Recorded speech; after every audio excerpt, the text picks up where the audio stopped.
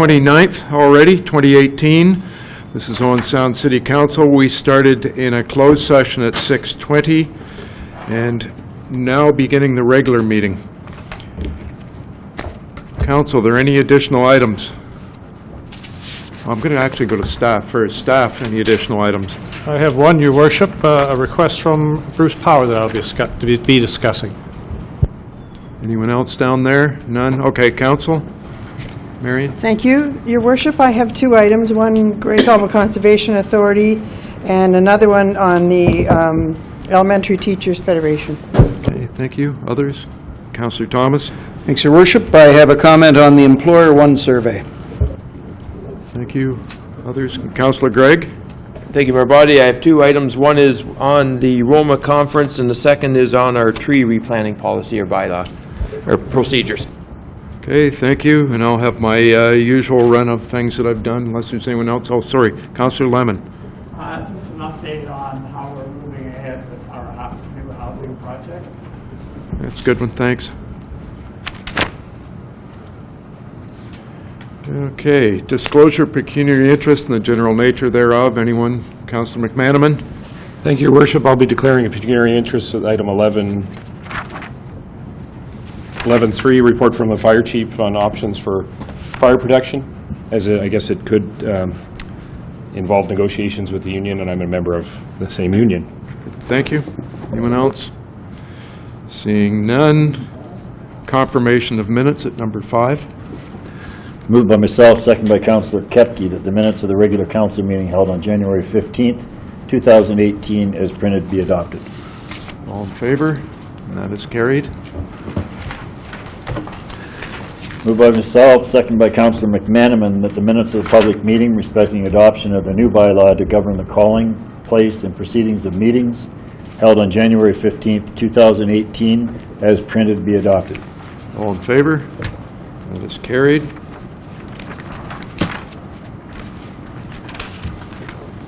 Number 6 is the resolution. Moved by myself, second by Councillor McManaman, that City Council now go into Committee of the Whole to consider public meetings, deputations, public question period, matters arising from correspondence, reports, matters tabled, motions for which notice was previously given, and other business. Good. All in favor? That is carried. So we're now in Committee of the Whole. Starting off at number 7, public meetings. We've got 2 of them. First one is a motion. Moved by myself that the regular council meeting of January 29th, 2018 be suspended for the public meetings respecting changes to building fees in the city's proposed 2018 fees and charges bylaw and the adoption of the 2018 budget. All in favor? That is carried. So we have suspended the council meeting and we're now in a open public meeting.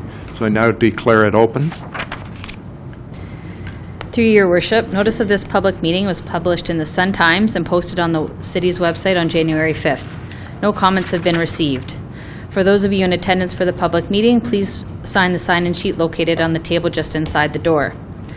Personal information provided at the public meeting is collected under the authority of the Municipal Act. The information will be used to complete the fees and charges amendment process and will form part of the public record. Questions about this collection should be addressed to myself, Brianna Bloomfield, the City Clerk.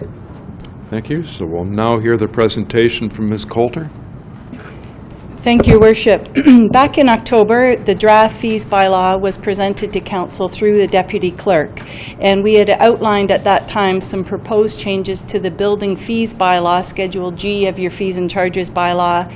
Really, there's no increase in fees, but it's a streamlining of the administration of those fees. The first thing deals with plumbing permits, and historically there was a base fee plus an occupancy fee plus a calculation of numbers of fixtures as well as for stacks. So the old fee was $72.50 plus all the fixtures, and we're proposing now just a blanket fee of $125 for a plumbing permit. If you're working in a multiple dwelling and there's additional units in that dwelling, each additional dwelling unit would be then $42.50. In terms of commercial industrial, a very similar approach with basic buildings, again, having that flat fee of $125, and Part 3 buildings, which are buildings over 3 stories in height, more complex occupants, $165 as the fee. The second and last change deals with demolition permits, and really is, it's not a fee that's kept by the city, but a security deposit for an accessory structure to ensure that it's cleaned up after that structure is demolished. We hold a deposit of $180 that is returned. For a non-accessory structure, so that would be a house, this would cover most houses, there's an increase in the deposit to $1,250, and again, that would ensure that these are being cleaned up, and when that happens, the fee would be returned to the applicant.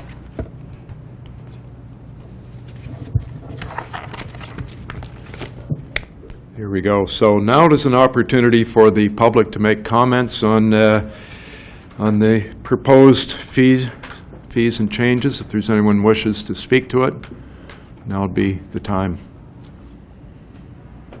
And I'm not seeing anyone heading for the microphone, so if you're shy, no, still not seeing anyone.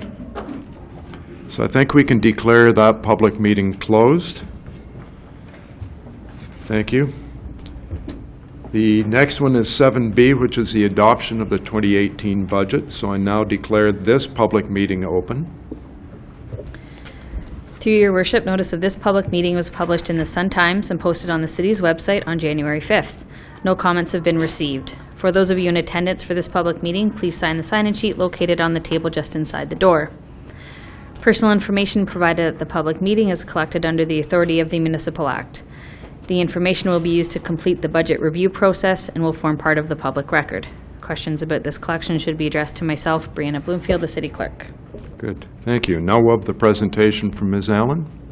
Thank you, Your Worship. Good evening, members of council. This is our third and final public meeting that relates to the 2018 budget, and there is an accompanying staff report in the council agenda to follow, recommending that council bring forward a bylaw to approve the draft budget as it is presented tonight. I'll highlight on the first page here changes made since our last meeting. So we last met on December 1st. Since that time, the total municipal levy increase is set to be 2.39%, and the total combined tax levy increase is set to be 1.77%. Very little has changed in the budget presented to council. There's been some minor changes to several capital projects that reflect improved estimates and carried forward project costs that have increased the capital budget by a mere $20,000 since what we had previously presented. That doesn't represent any new projects, that's just some refining of numbers. The greatest impact on the combined tax increase is due to the fact that the County of Grey approved a budget levy increase of 0.36%, which results in a 0.52% increase experienced by the city. So our county levy is going up by 0.52%. The budget presented to City Council in December included an estimated county increase of 1.7%. So that overall difference has dropped our estimated combined increase from 1.95 down to 1.77%. One thing you won't see presented this evening is an actual tax rate. There's 4 main components that go into setting the tax rate. They include the municipal levy, as just discussed, the county levy, tax policy, which is our tax ratios, and assessment changes, which are set by MPAC. I will note that the school rates are set by the province each year. We don't anticipate that amount to change significantly. So if there were no changes to assessed values of properties in both the city and the county as a whole, the City Council could use our municipal tax budget as an estimate for what the overall increase would be on the average residence. And that is what we attempt to do, taking into account a small factor for growth. However, changes to other items in these 4 factors, so the county levy, tax policy, and assessment changes, will have an impact on the increase that the taxpayer sees. The first item here, besides the municipal levy, is the county rate. The county, as I noted, has approved an overall levy increase of 0.36%. Using revenue-neutral tax rates, the city's share of the county levy is just under, I should say, $8 million. It should be noted that due to changes in assessments across the county, and the city's share of the county levy is increasing by 0.52%, so that is slightly higher than the approved 0.36%. And the reason for this is that we are seeing a slightly greater growth in city assessment compared to the county as a whole. The next factor that will impact the tax rate are changes to tax policy. So once council approves the budget, staff will get started working on some different tax policy scenarios, and these will be presented for council to consider at the next Corporate Services Committee in April. The revenue-neutral tax scenario will be compared to other scenarios which propose decreases to certain tax classes. In the past, council has committed to moving closer to county ratios, which will be contemplated in this year's presented alternatives. We have actually factored out the revenue-neutral tax rate at this point, and it would actually see a decrease in the residential tax rate. However, as we move towards those county ratios, and as well there is a requirement to reduce the multi-residential ratio, anytime you have a decrease in other tax ratios, you're going to see an increase in the overall rate on the residential class. And then lastly, we have changes in assessment. So 2018 is the second year of a new assessment cycle. All decreases as a result of reassessment have been applied in 2017. So now what we're seeing are the phased-in 4-year increases that come on, as well as new growth, minutes of settlement, and the phased-in assessment, as I just said. The increase to a tax bill that an individual homeowner experiences will depend not only on the approved levy and tax policy changes, but also on how their assessment has changed relative to the municipality as a whole.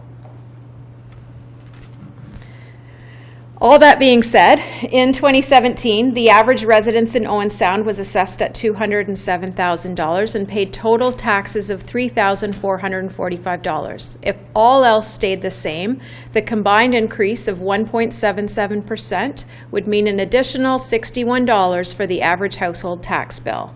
And then this pie chart just shows how that $61 would be broken down between the municipal levy, the larger section of the pie there, and then the county and the school is the smallest slice.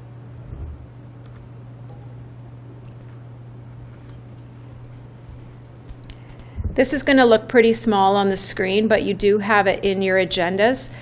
This is the total budget broken down by segments. So in each row you see each major service area, and then the columns are expense types. And the information on this slide will be summarized in the pie charts that follow this. But along the bottom you can see that 53% of our budget is salaries and wages, and then through this column how those wages are split up amongst each of the major service areas. So if you had any questions, we can always come back to that, but that's really there for your information and to refer to. Highlights in this year's budget, we have total expenditures of almost $62 million, and those are offset by non-tax revenues of $33 million, bringing our total levy to just under $29 million. Capital and operating summaries are attached to the staff report that are included later in tonight's council agenda, but we can always jump to those if you would like to discuss them. To refresh your mind, this year's capital budget has a lot of focus on facilities and parks. We've got some major roof rehabilitations at the Bayshore, the Regional Rec Center, Library, Art Gallery, and the airport. We have over $280,000 planned for capital improvements at Duncan McClellan Baseball Park. There's over $725,000 at Harrison Park alone, and that includes the pool, the road reconstruction, and an electrical upgrade in the campground. Of course, we have the completion of City Hall and some major road reconstruction. So we have the next phase of 3rd Avenue East continued along here, and some engineering continued on the River Precinct project, as well as the 10th Street East future, or 10th Street Bridge, excuse me, future replacement. And of course, some projects are grant dependent, but we are benefiting from several grant programs, including the Ontario Community Infrastructure Fund. We're applying federal gas tax, provincial gas tax. We've got the Canadian Clean Water Fund, and always we are looking for new grant opportunities as well. The greatest impact, keeping our overall increase low, is an increase in the OMPF funding that we're receiving this year. So we are receiving an additional $385,000, and that's related to the Assessment Equalization Grant. And our aggregate operating costs prior to the increase in that funding is actually going up by 3.4%. This pie chart shows our total tax burden, taking the information that was in that table earlier and just breaks it down by major service area.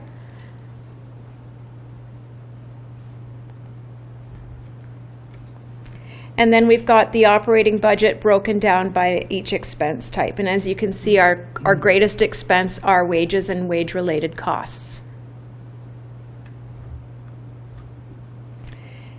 And finally, this pie chart shows that the amount of tax that you pay that goes towards your municipal levy for the average household, this would be the total dollars on an annual basis that you pay for each of these major services. So on an annual basis, the average household is paying over $670 for police services, $273 for debt and capital, $275 for admin, $31 for the Tom Thompson Art Gallery, $76 for library services.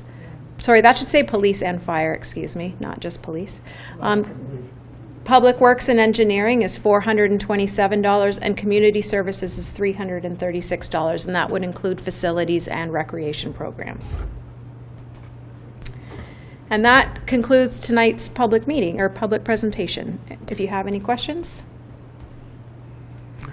Public may, we'll ask our questions later when it's not part of the public meeting, but thank you for the presentation.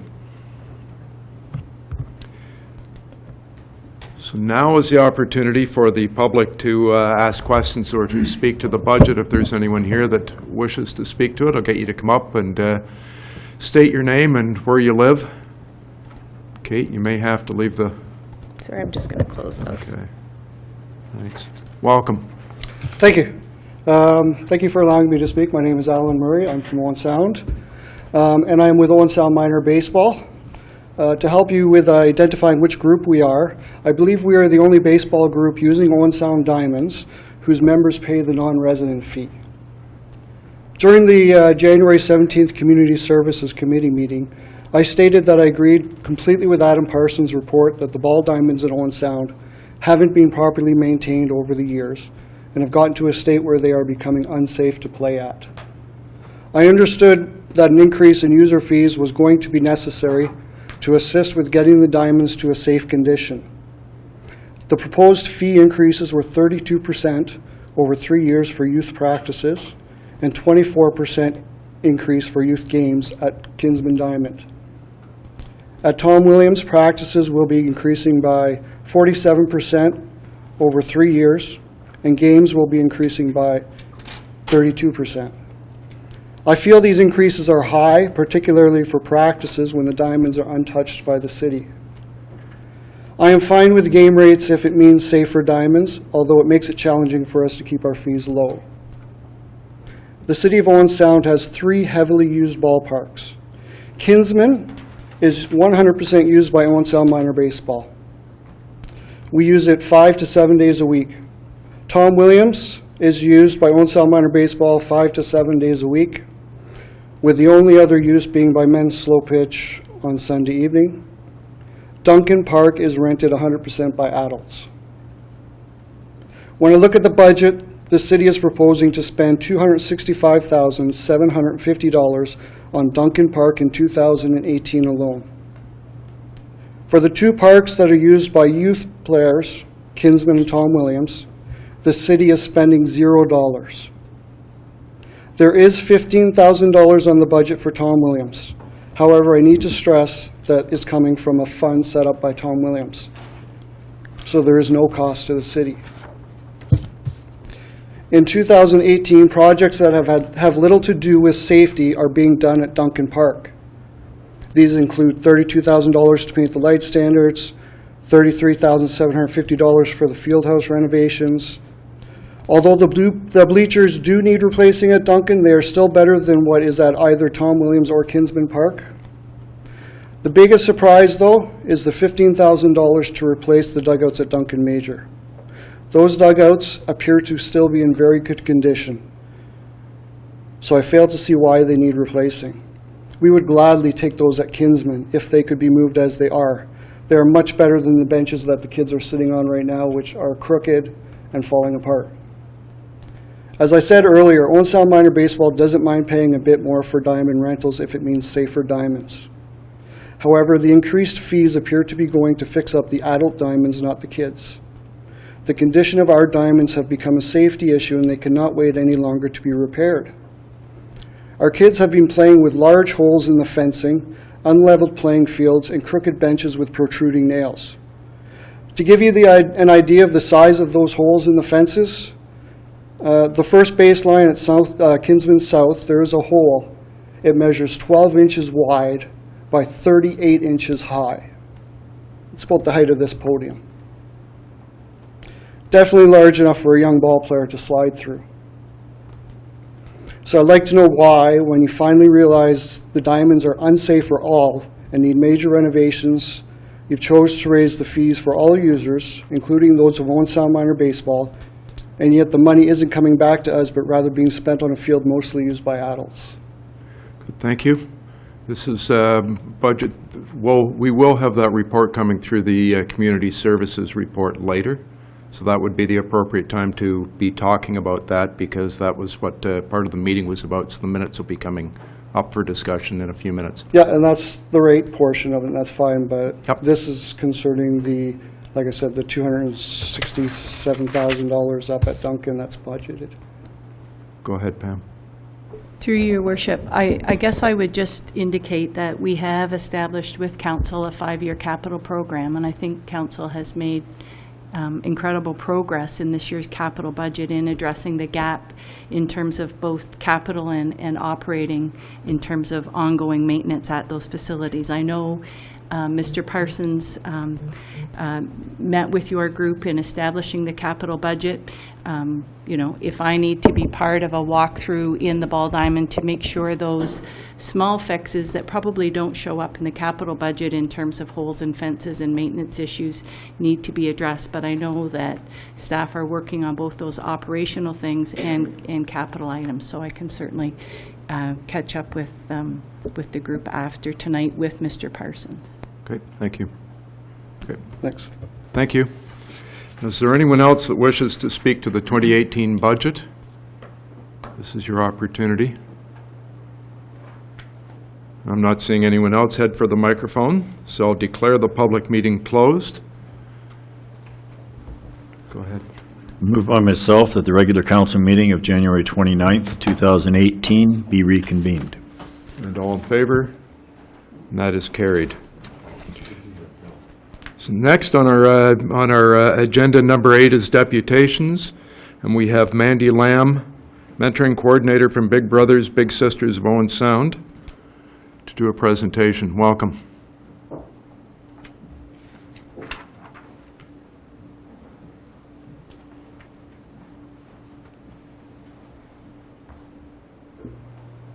I assume that's on. Good evening, Your Worship, council members. Like you said, I'm Mandy Lamb. I'm the mentoring coordinator at Big Brothers Big Sisters in Owen Sound. Jennifer Miller, our executive director, is also here tonight. We first want to thank you for letting us be here and sort of talk about our programs, excuse me, and the opportunities that we have. I'd like to start off by just saying who we are. So the National Organization of Big Brothers Big Sisters was established in 1903, and the Owen Sound Agency started in 1960. So we've been serving this community for about 58 years. But just recently, in 2016, Big Sisters side was sort of amalgamated with that bigger organization. So that's when I was hired to help with that expansion. So the vision of Big Brothers Big Sisters is that every child that needs a mentor has a mentor. So the littles, we like to call them, boys and girls are age 6 to 16, and they're local from Owen Sound and the surrounding areas. They come from any walk of life. There's nobody that has a certain situation that's perfect to be a little brother or sister. And they want to have fun and be empowered by another positive role model in their life.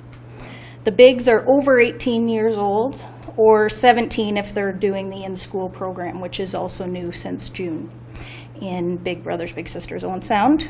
And they do complete screening and training with myself and the other caseworker. They have the ability to relate to youth and to adults. They're mentally and emotionally mature, and we make sure that they've been properly screened with police checks and vulnerable sector checks to make sure everybody's safe. So what we do, the Big Brothers Big Sisters community one-to-one matching program provides a youth with a role model in the community. So for an hour or two a week, the big and little will get together in the community, and they just hang out and do whatever, go shoot some hoops or go to the movies or just hang out at a coffee shop and chat. So it just really creates that bond for the youth with somebody else positive in their life that they may not otherwise have access to. The in-school mentoring program is new, like I said. It's the fastest growing program in Big Brothers Big Sisters National, and it's new to Owen Sound. So we currently have a memorandum of understanding with both the Catholic and the public board excuse me, to run this program in the schools. And basically the mentor goes into the school for an hour a week and does that same mentorship, hanging out with a youth, but on school property. So it sort of adds a different dynamic. We also have group programs that run at the school. So Go Girls and Game On, they're 8 to 10 youth with 2 mentors, and they run for 8-week sessions, and they focus on healthy eating, active lifestyle, having a positive self-image. So that's sort of a more fun, dynamic group that runs, and we have volunteers that are also trained to do that. And then why do we do it? So the national level, they've done all kinds of studies. In 2013, they did a large study through the Canadian Mental Health Association to figure out why mentoring is such a big deal and why it's a good thing. So girls with a big sister were found to be 2.5 times more likely than girls without a mentor to be confident in their ability to be successful. Boys with a big brother were 3 times less likely than boys without a mentor to suffer from peer pressure related anxiety, Boys with a big brother were 2 times more likely to believe that school is fun and that doing well academically is important. Mentored boys are 2 times less likely than non-mentored boys to develop negative conducts like bullying, fighting, lying, or cheating. 42% of the littles agreed that they were happy people, compared to 26% that did not have a relationship with a mentor. 52% agreed that they make good life choices, compared to 39%. 68% reported being employed full-time, compared to a 58% in the control group. And 80% reported pursuing a healthy lifestyle, compared to 72%. The littles in our programs earn an average of $315,000 more than those in the control group. So those are just a few of the numbers, but they show that mentoring can help raise those youth positively individually, but also as part of the community and giving back and staying part of that community that they're in.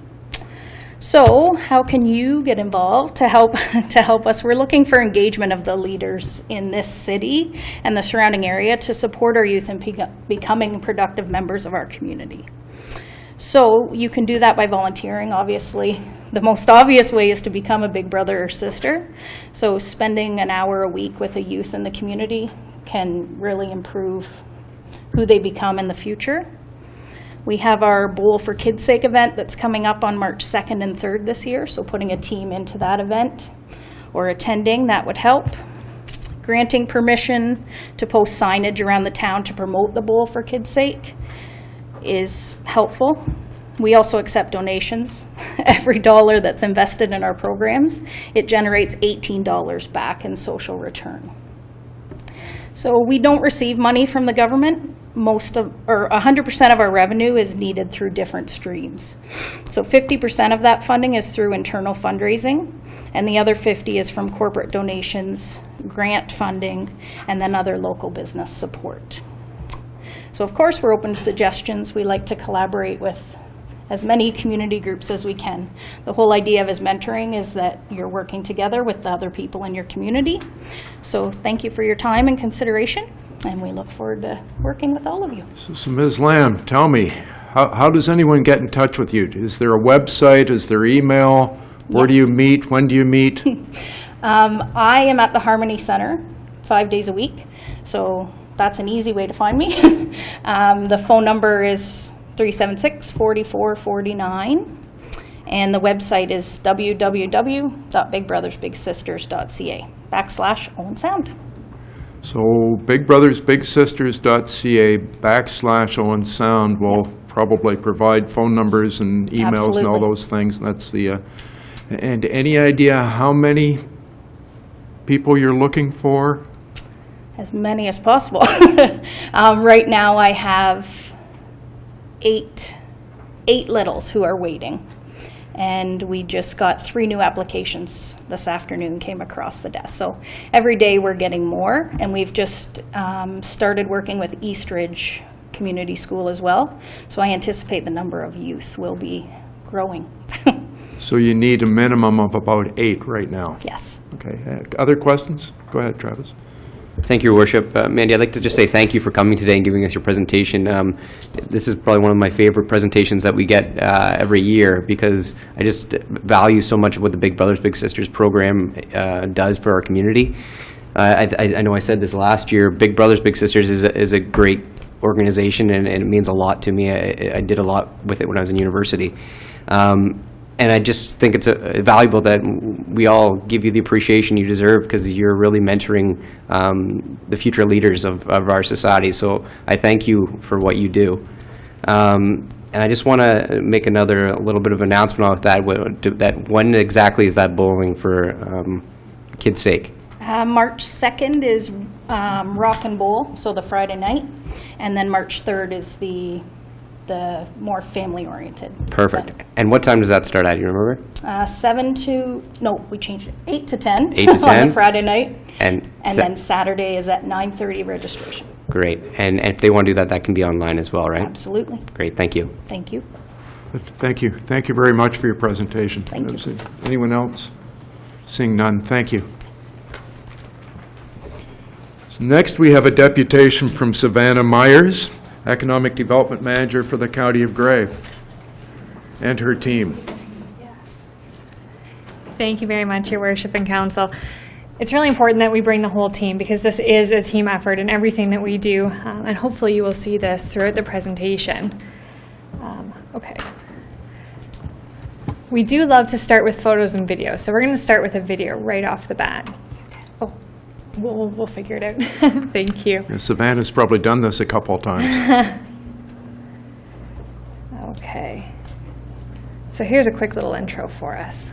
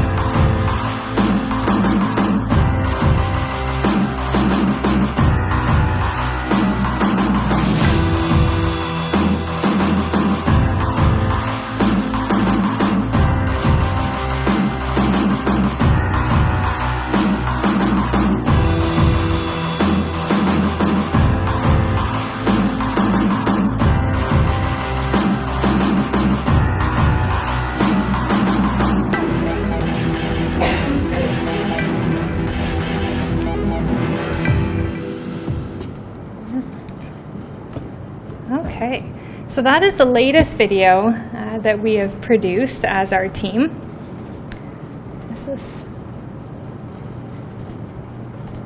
There we go.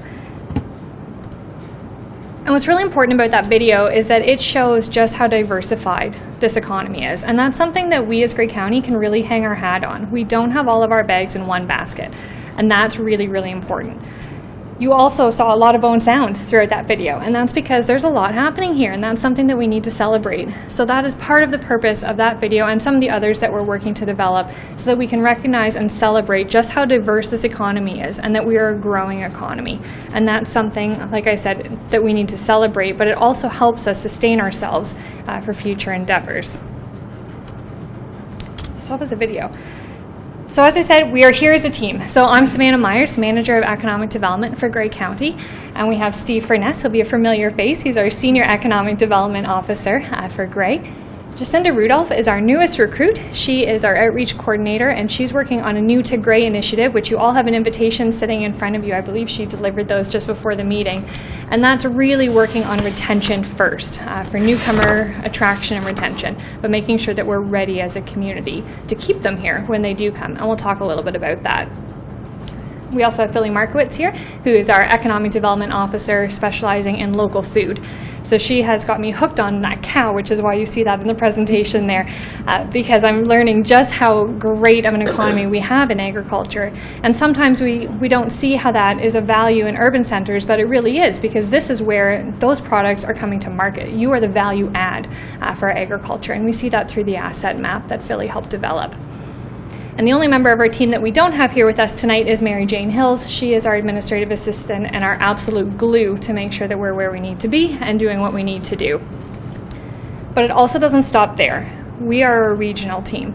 So when we talk about who we are, we also include our logos and all of our staff. And here in Owen Sound, that means Brent Fisher, your Manager of Community Development and Marketing, but also Wayne Ritchie and Pam Coulter, and then you as council, because this is how we get economic development done. It means all of us working together. So you'll hear us talking about boots on the ground. And that is where we work really hard to make sure that what we're doing is aligned to your local priorities. We don't like that top-down approach. We want to be able to support the on-the-ground priority of what you see and what you need in your community, because we have 9 very distinct municipalities in Grey County, and we can't be the same thing to all of them. We need to recognize and celebrate what each municipality brings, and then our job is to try and support that and make that happen for you.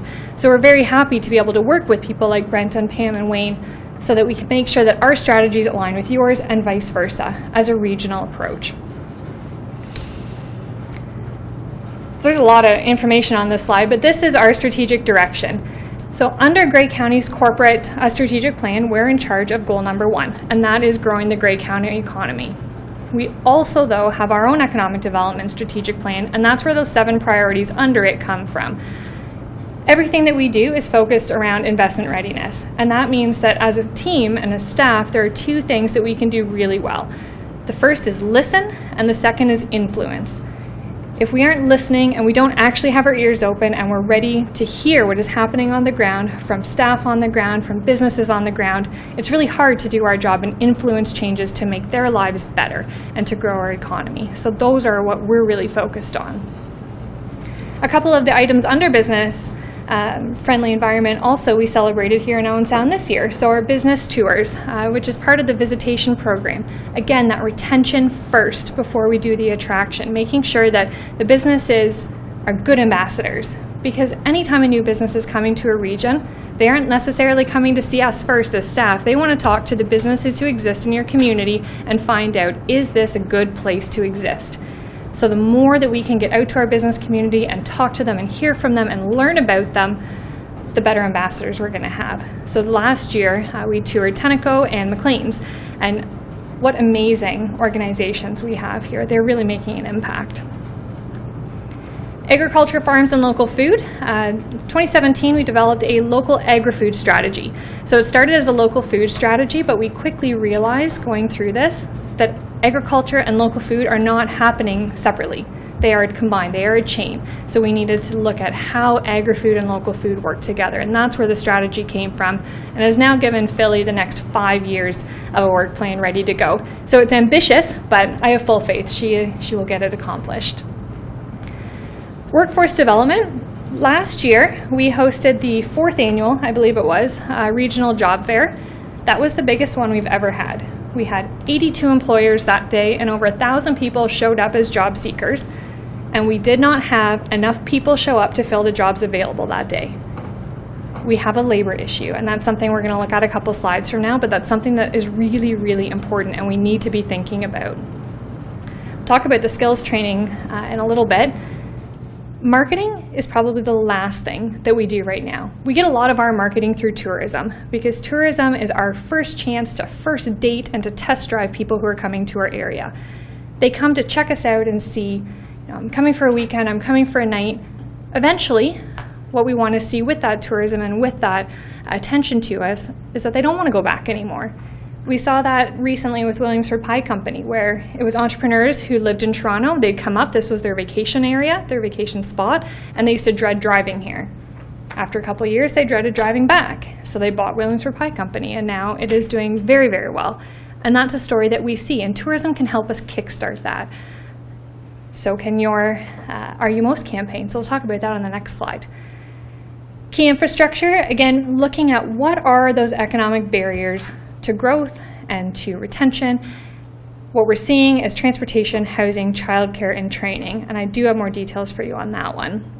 But when we circle it all together, when we bring it all home, it goes back to that investment readiness piece. So creating things like the investment ready protocol, it seems like such a simple thing, but for us to be able to work with our member municipalities and us as staff to streamline the process so when a developer comes in, they aren't being sent in 12 different directions. We can help them get to who they need to get to. We did that with our member municipalities to make that protocol. And an online community profile, such a simple thing, but if anyone has created a community profile before, you know it takes almost a year to gather the information. By the time you get it out there, off the press, it's out of date and you have to start all over again. So now that we have an online community profile, it's updating as things are coming off the press. So as soon as the census information comes out, it is updated and we have the brand new information. So each of our member municipalities have that. You have it on your website and it's there for our developers and for our investors to use. Two big things that happened in 2017 were where our regional priorities merged.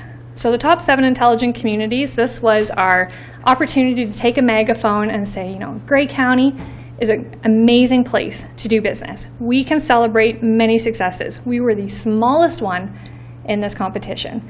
And by all accounts, we probably shouldn't have been there if people think that it's based on size or it's based on just broadband, because we don't have great internet around this county. We have several blackout zones, and that was noted when we had Lou Zaccarella here to see us. We took him through our back roads and getting to each of our municipalities because we needed him to put his feet on the ground in every single one of our communities. And he said several times, my rocket stick is not working, where's my internet? You're here in a top 7 intelligent community, why am I not connected? But that's our reality. So the reason why we were there, and I think why we won the hearts over of some of the people in New York, was because we aren't waiting to have the best broadband connection there is. We're doing something about it first. We aren't willing for our businesses to set aside. We continue to work together and we get creative about what that means. So whether it's going to the library or whether it's partnering or creating organizations like the Grey Bruce Technology Network, that's how we're getting around this. We are partnering and we're being creative. And that was really important. So for them to recognize that we, as a little Grey County, could do that against the Moscows and the Melbourne Australias of the world was a big deal for us. And thank you very much, because we spent a lot of time here at Georgian College, at Tom Thompson, and then in our admin building as well, because there's some pretty cool things happening with our GIS department and such. And then the second one was our Municipal Partnership Fund. And those funds for Owen Sound went directly to the Are You Most campaign, which was a great success for you. And we were very happy. Brent sent us all of the applications today, and we can't wait to look through them and see, you know, what other potential's in there. Because I know you had way more than you had expected. Was it 7 or 8 times more than you had figured? Was it 10? Yeah, I put 75. Yeah. Yeah, so this is a good news story. We have things to share, and there are people who want to come to the area. So now how do we follow up with that and keep it going? But these are our realities. So labor is our #1 economic barrier. It does not stand on its own, though. It is the product of housing issues, transportation issues, childcare issues.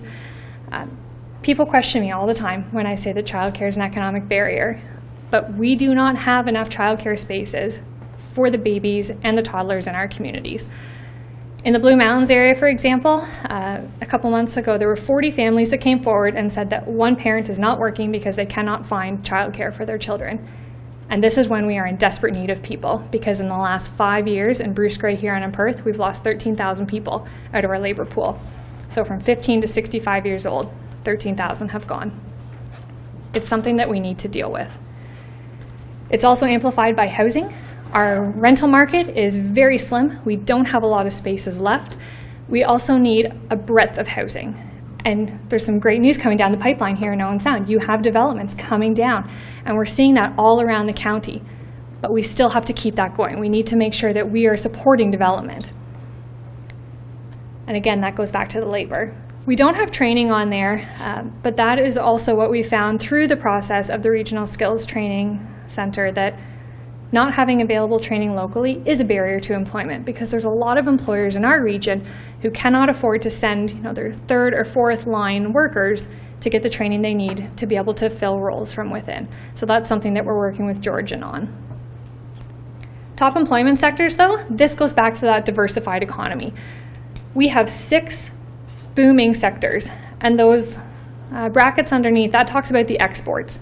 So when you hear people say the manufacturing is dead, you can say it is absolutely not dead. We are $1.5 billion in exports to prove otherwise.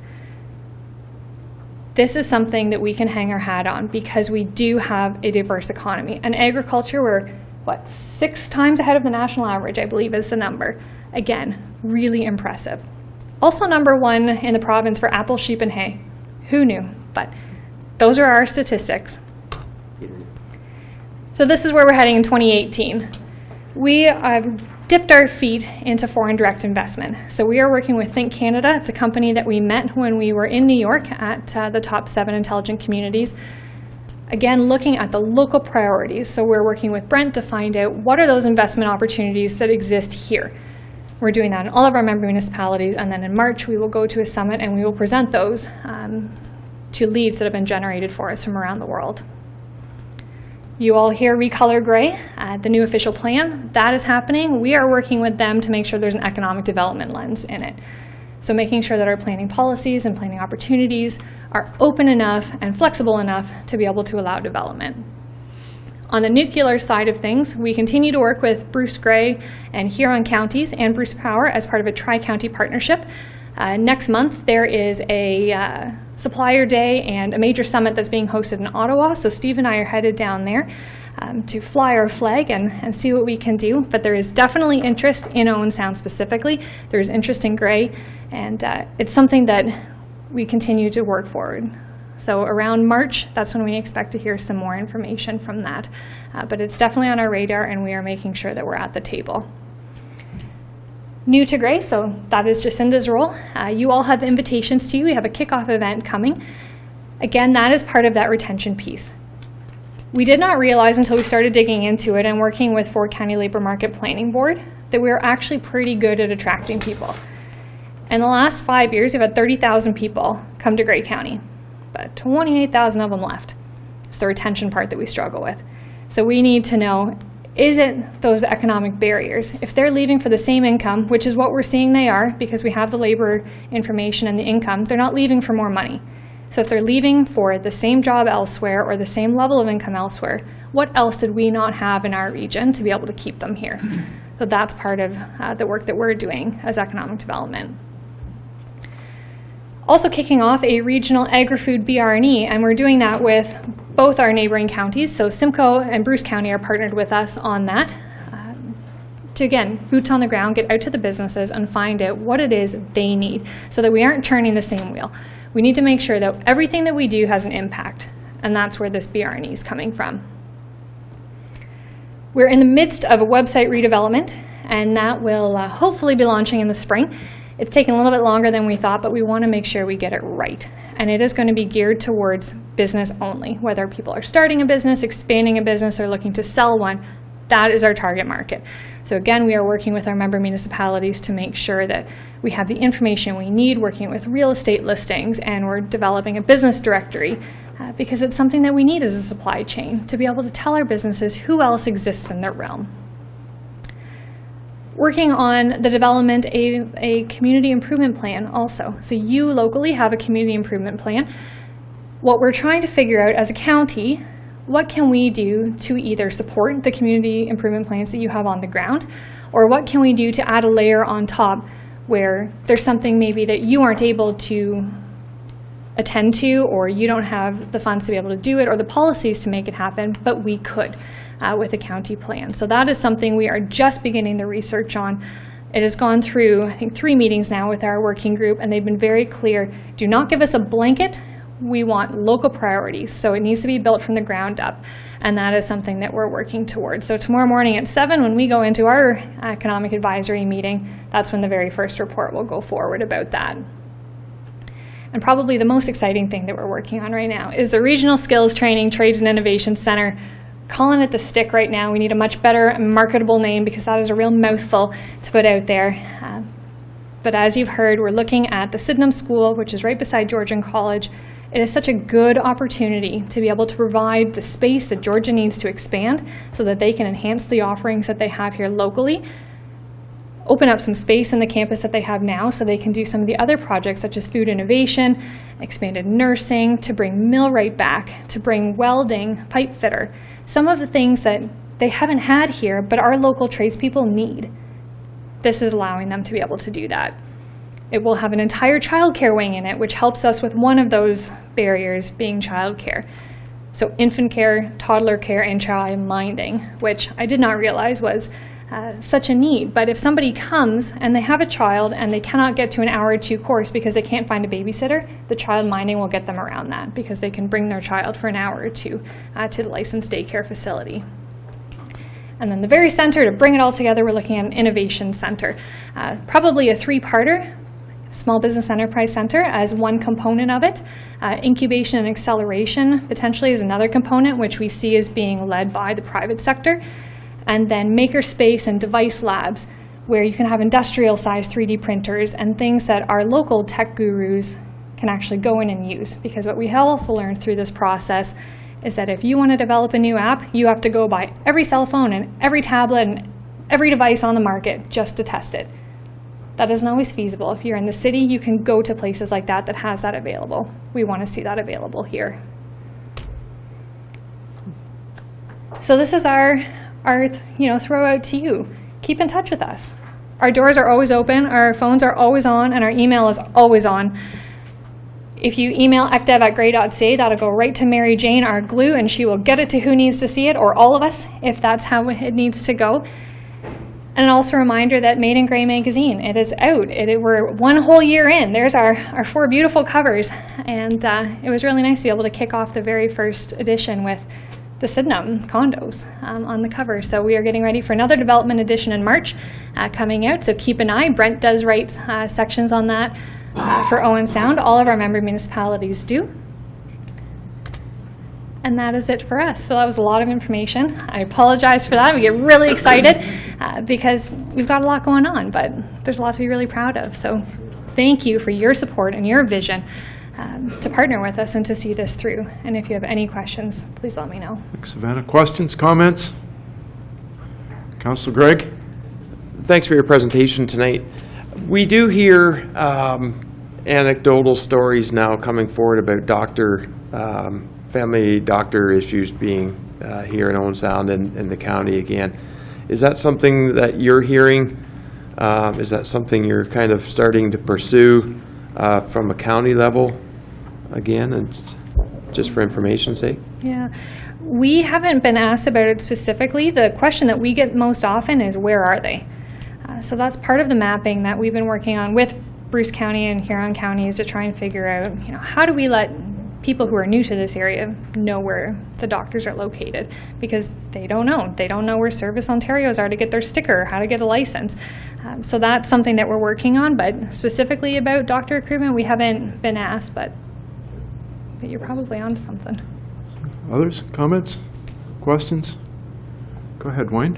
If I could, Your Worship, certainly great presentation, Savannah, I'm not surprised. Council changed the way that we actually are pursuing economic development. We did that in 2017.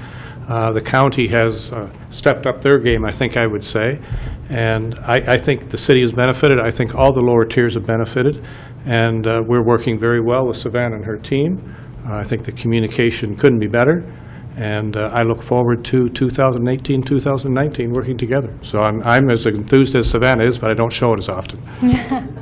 Thanks. So Savannah, I've had the pleasure of seeing that presentation a couple times. I think the last one was out of the schoolhouse at Grey Roots. And I wanted you to come to, so everyone else could hear what's going on instead of hearing it from Arlene and I, and pick up some of that enthusiasm.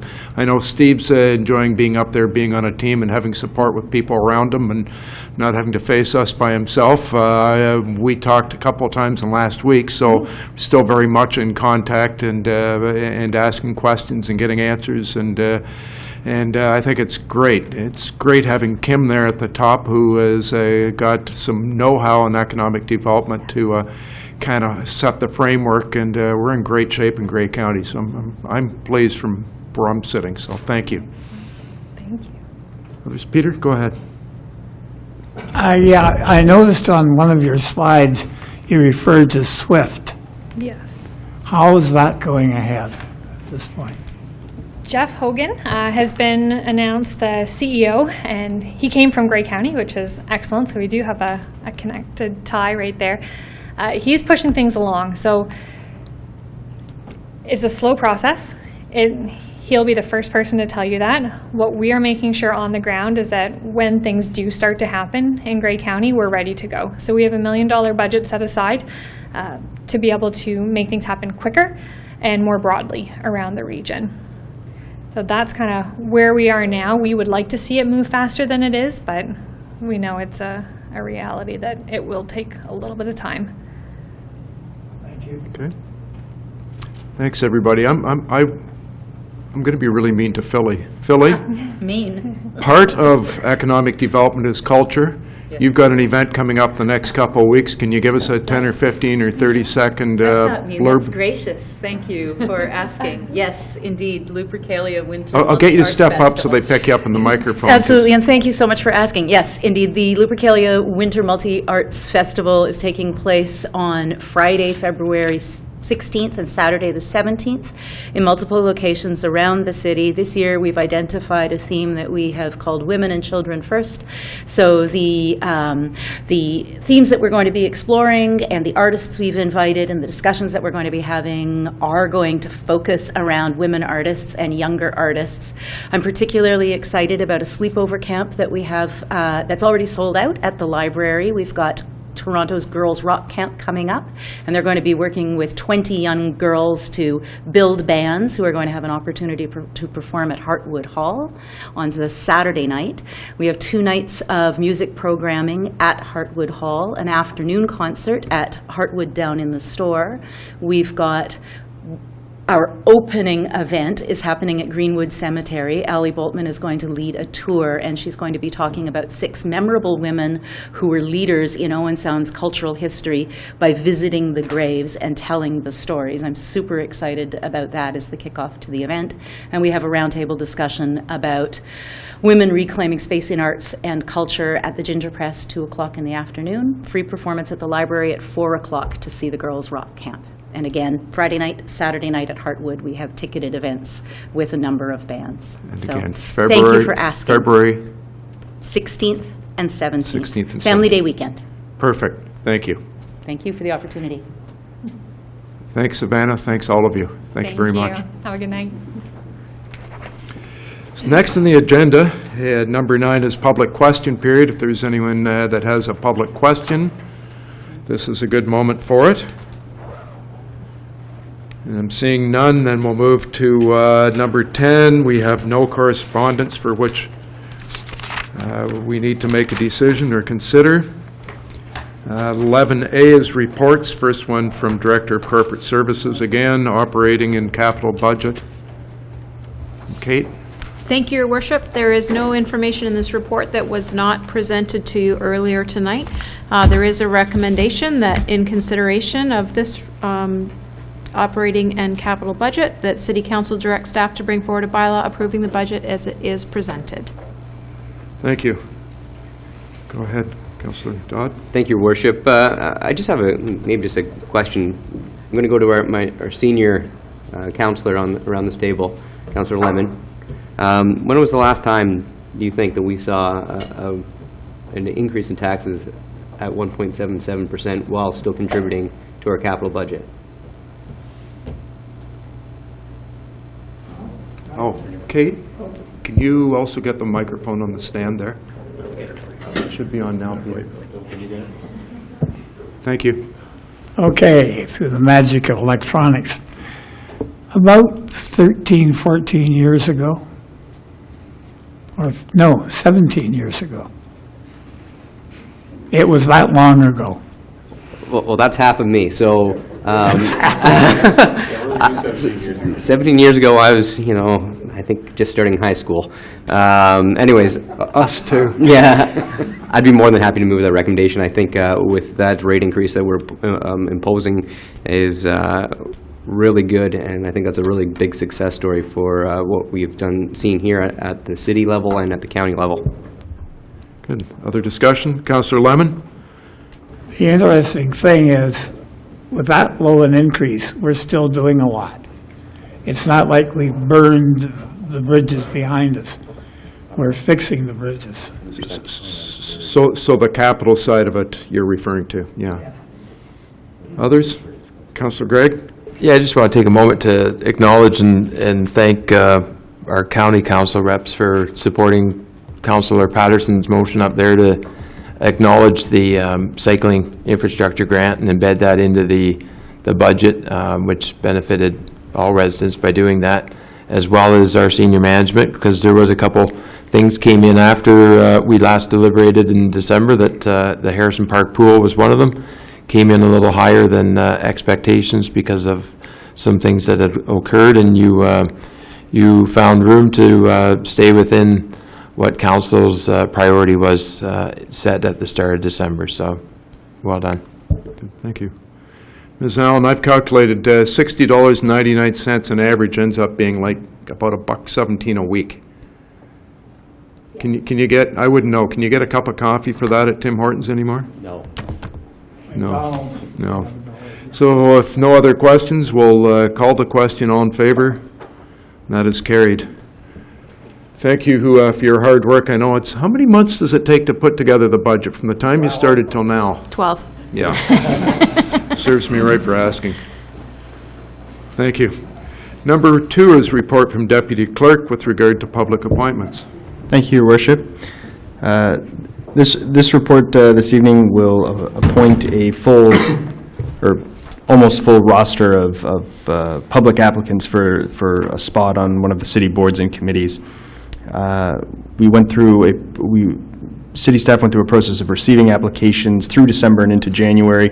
Council's reviewed those applications at 2 different meetings. Tonight we have the roster here and a bylaw to appoint those members if council would see fit. Thank you. You got it. Councillor McManaman? Thank you, Your Worship. I have a resolution here. I'll just read it. That in consideration of staff's report CR 18-016 respecting the public appointments, that 1, we expand the membership of the Tom Thomson Art Gallery by 1 public member for a total of 5 public members, that we reduce the membership of the Accessibility Advisory Committee by 1 member, that we waive the sunset clause for the appointment of Derek Smith to the Economic Development and Tourism Committee, and we direct staff to bring forward a bylaw appointing certain public members to boards and committees for specified term, which is noted in your agenda, Schedule A. To this report, with the addition of Tony McGregor being appointed to the Accessibility Advisory Committee for a term ending January 31st, 2019. And you'll see in Schedule A there are numerous public appointments that we'd be approving. Good. Thank you. Questions, discussion? Seeing none, all in favor? That is carried. Thanks. Number 3, report from our Fire Chief, Chief Barfoot. Welcome.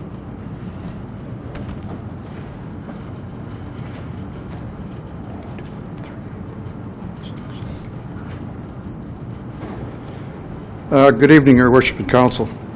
For the public watching from home, I'd just like to announce that this presentation comes out of an actual question that was asked of Council probably two or three meetings ago.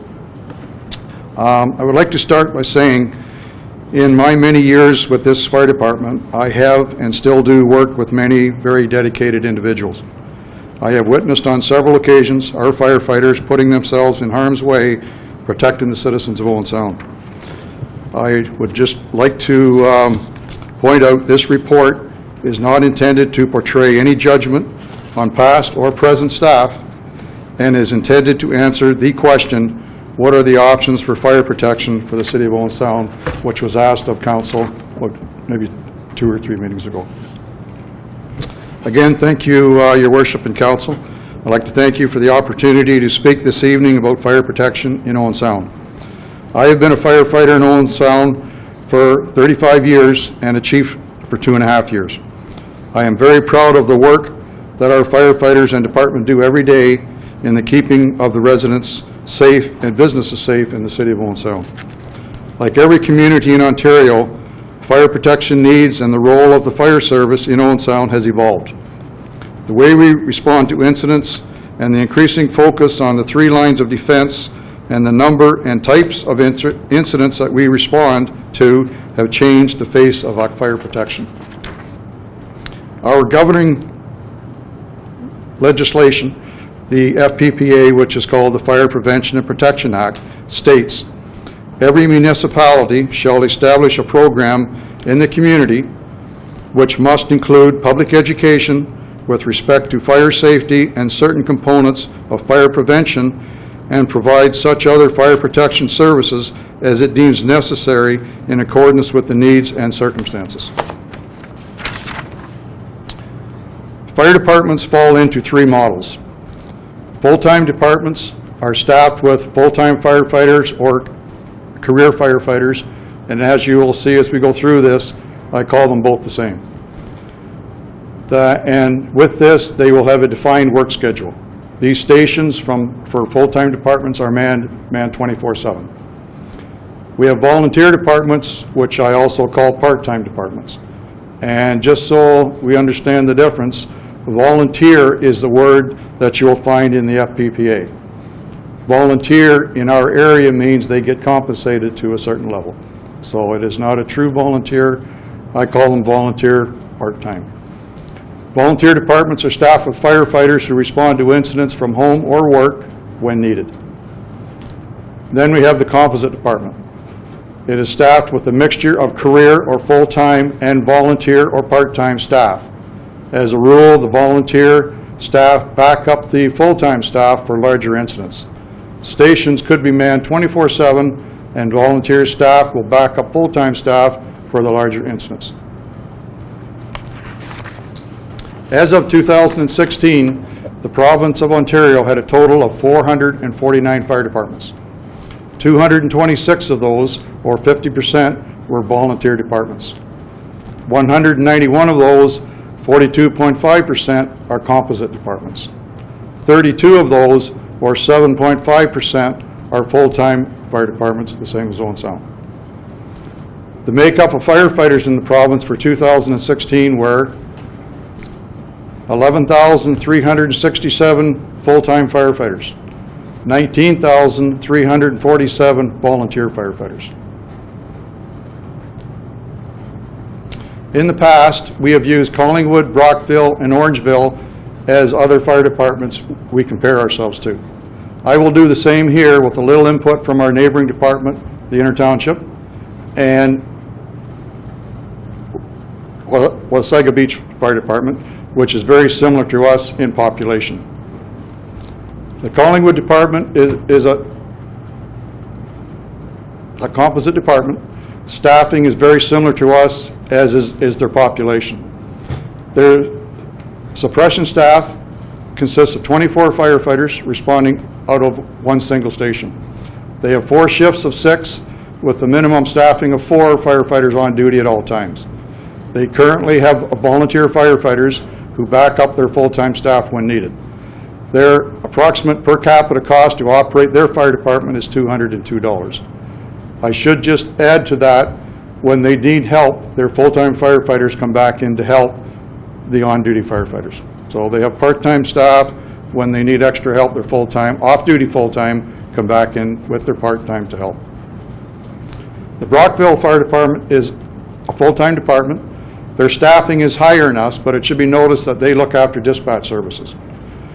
Their suppression staff is 28. They have 4 shifts of 7 with a minimum manning of 5 firefighters on duty at all times.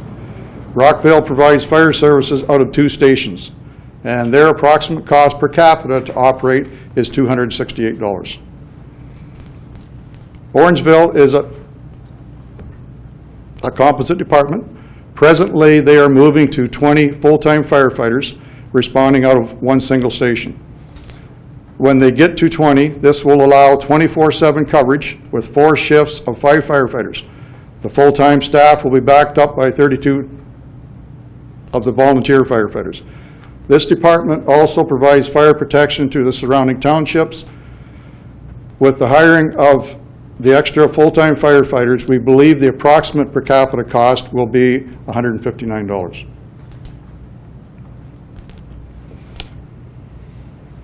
Wasaga Beach is a composite department. Presently, they have 20 full-time firefighters, and they are helped by 16 of the volunteer firefighters. They staff with 4 shifts of 5 firefighters, and again, their minimum staffing level of 4 on duty at all times. It should be noted that the population of the beach is listed at 21,000. They tell me this number is estimated at 40,000 during summer months, with cottagers and people coming, and on long weekends, it has been estimated to go up to almost $80,000 or 80,000 people. This department responds to an average of 1,500 calls per year. 70% of these calls, or 1,050, are all medical calls. On average, this department responds to 8 to 10 structure fires annually. And the per capita cost to operate this department is again at $159. The Intertownship Fire Department is classified as a volunteer department. It is made up of a full-time chief, a full-time deputy, and a part-time fire prevention officer. There's suppression staff has 40 part-time firefighters or volunteer firefighters who respond from home or work when they're needed. And this department provides fire protection for the townships around the outside of Owen Sound.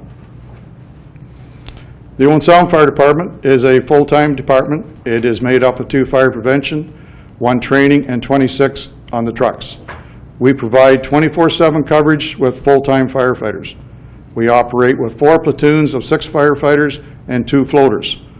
We have a minimum staffing level of firefighters on duty who are backed up by 5 firefighters on call or on pager. This department is unique in its operation, as it could be considered a composite department in the current way of how we operate. The difference with us is we use full-time firefighters to respond to those situations when on-duty staff needs extra help. The financial impact here is the difference between part-time wages for additional resources compared to full-time wages at overtime rates and an automatic 3-hour minimum call-in for all full-time staff. We currently operate with a response level of 5 firefighters on duty and 5 firefighters on pager. Any level of help requiring more help than this requires the calling in of off-duty personnel or mutual aid, or with mutual aid from the neighboring fire departments. Our per capita cost to operate is $217. This is just some numbers here, but what I'd like to point out is the average household income. What we have in here is how many firefighters, the minimum level of staffing, the per capita cost, and the average household income for each a town or city, and that average household income has to look after paying the per capita cost.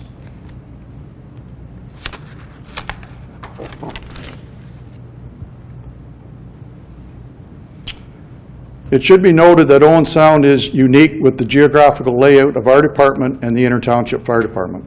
To my knowledge, we are the only municipality in the province to have the neighboring fire department within our own city boundaries. Our close proximity to each other makes it very easy to call upon the other for help.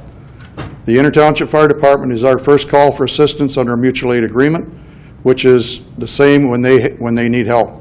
In comparison to our 26 fire responses in the city in 2016, the Inter-Township responded to 21 fire responses in their own coverage area.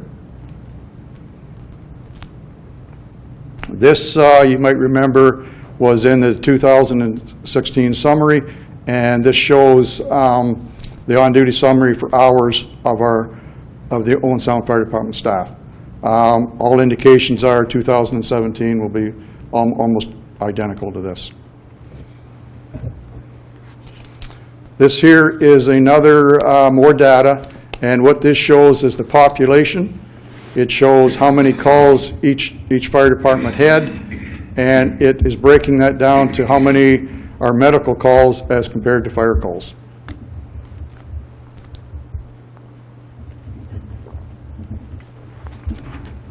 I believe it is time for Owen Sound to take a look at our fire protection services. What are we doing well, and where can we improve? And what are the comparators doing? This discussion cannot happen without talking about the cost of emergency services. Presently, 92% of our fire operating budget go to wages and benefits. As I previously outlined, there are three options for a fire service. Each of these options has costs. While the majority of fire departments in the province are volunteer or part-time, 226 in total, this level of service will have the lowest financial impact on the ratepayers' tax dollars. However, I do not believe this option will serve the needs of Owen Sound in providing an adequate level of service all the residents expect and need. Full-time fire departments are manned 24/7 by full-time firefighters. Owen Sound presently is in this group, and as shown, we are in the minority of fire departments in the province, 32 in total. This level of service, without question, the most costly due to wages, which I've already pointed out is about 92% of the current operating budget. As previously explained, composite fire departments provide a level of service with a mix of career and volunteer firefighters. When extra help is needed for large fires, volunteer firefighters are called in to help the full-time staff. Across the country, this is seen to be the most cost-effective service for smaller cities. In closing, change is not always easy. Sometimes even the discussion of change is not easy. But as your chief, I believe the time has come to take a look at our service and see what we can do better, and if there's an option to provide these services in a more cost-effective manner for our residents and businesses while maintaining an adequate level of safety for our residents and staff. We need to determine what best suits the citizens of Owen Sound in staffing levels. On each end of the spectrum of response level staffing to incidents, the current composition of our fire service is not ideal. A large percentage of our responses do not require all on-duty staff. We also have responses where the on-duty staff is not adequate and additional help is needed. It is important that we look to see if there is a level of service which can meet the needs of the residents and businesses of Owen Sound safely and effectively. Our comparator services, Collingwood, Orangeville, and Wasaga Beach, are providing it through all composite fire departments. In the event that we were to change the fire service, any adjustment would have to be done through talking with Local 531, or failing that through the arbitration process. It is my recommendation that the town engage a third-party expert to review, update our master fire plan with options for future fire protection in the city of Owen Sound. That is the presentation. If there is any questions, by all means, I'll try to answer them. Thank you. Any questions? Councillor Dodd? Thank you, Your Worship. Chief, would we be able to go back to that pie chart that you had listed on there.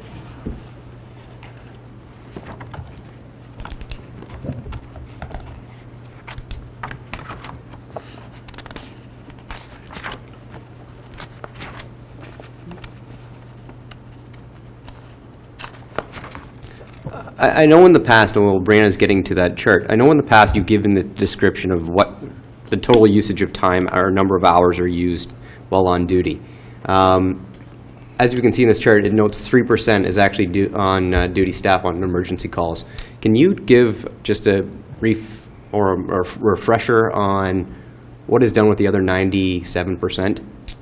7%, and again, those numbers are very close this year as they were last year, is on all training aspects of on-duty staff. The 90% would be, again, station duties, work around the hall, and some PR work, and so forth and so on. Okay, thank you. Others? Councillor O'Leary? Thank you, and thanks for that presentation, Chief. I want to begin by commending both you and the Deputy Chief is here today, both of you and your staff for a job well done this past weekend. I know that was one thing to put the fire out, but quite another to contain it, especially when there's adjoining buildings, so that's a job well done. We can have discussions about these and grievances and so on, and maybe disagreements, but we never lose sight of the fact that we have a very, very good fire department. Thank you very much for that. That said, on the report, I'd like to also thank Peter Reeser, too, who came to council and asked for this report on behalf of the Chamber of Commerce.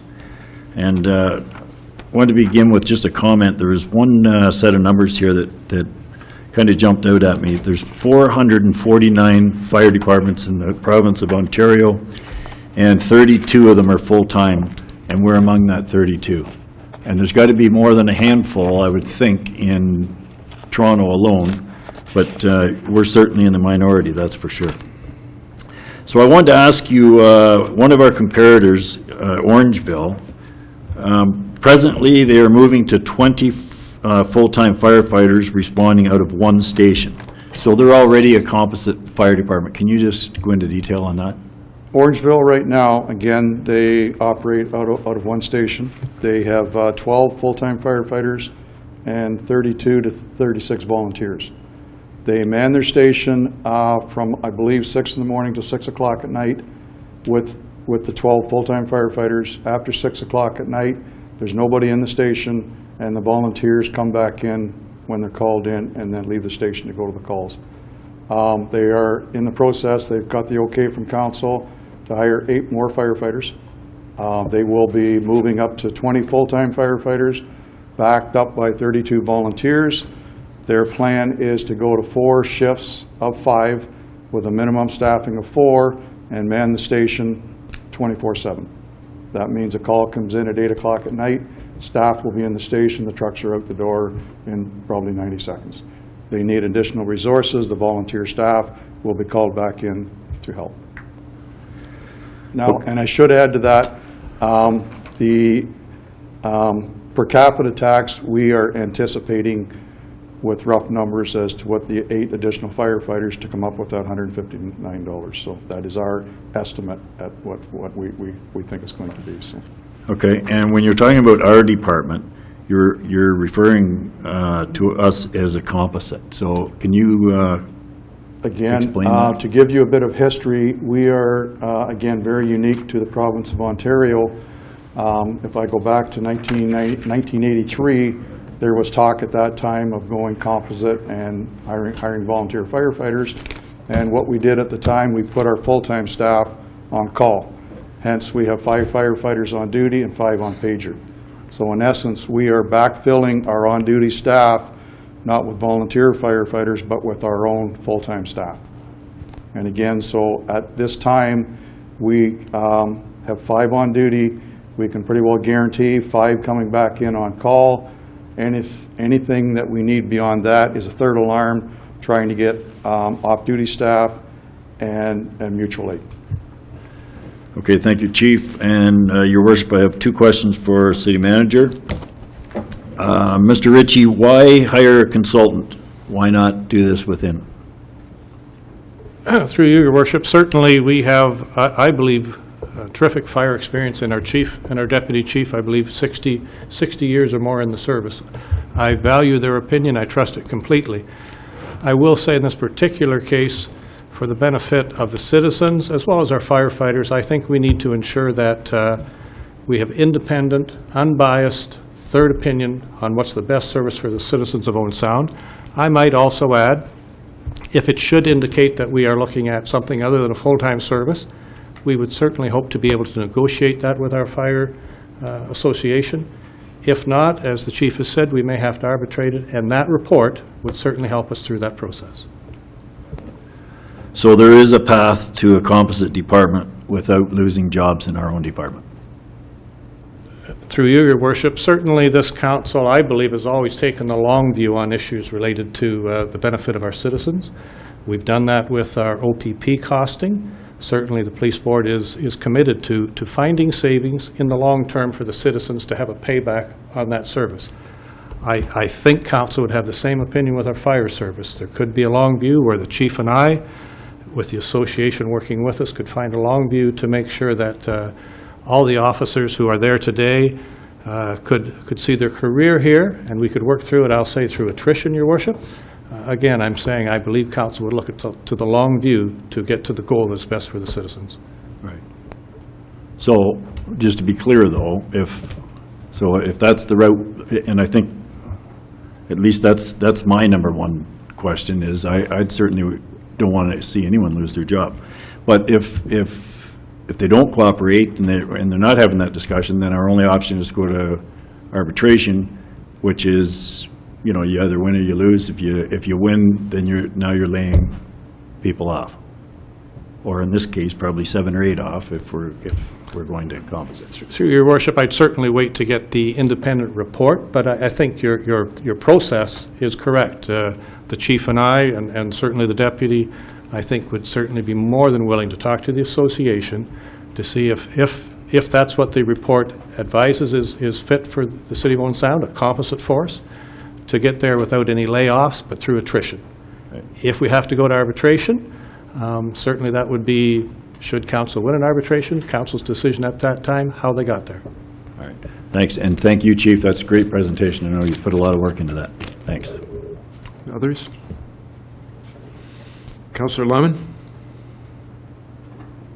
Well, I think I'm not a fan of consultants generally, but in this case, I think it's warranted because once we find out what is the best method of operating our fire department, or staffing our department, then it will, I'm sure, be negotiations first with the fire union, and having an independent view of it is probably the best position we could be in, because it can't be said that we're influencing what this independent report said. So I feel that is on the long term and short term both the best way to go.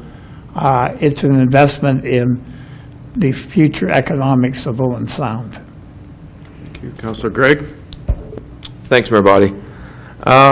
I've got quite a few comments here, and I'd like to start with thank you to the chief and the deputy chief for a very good report on answering to council the request for comparing our service that we heard from Mr. Reeser.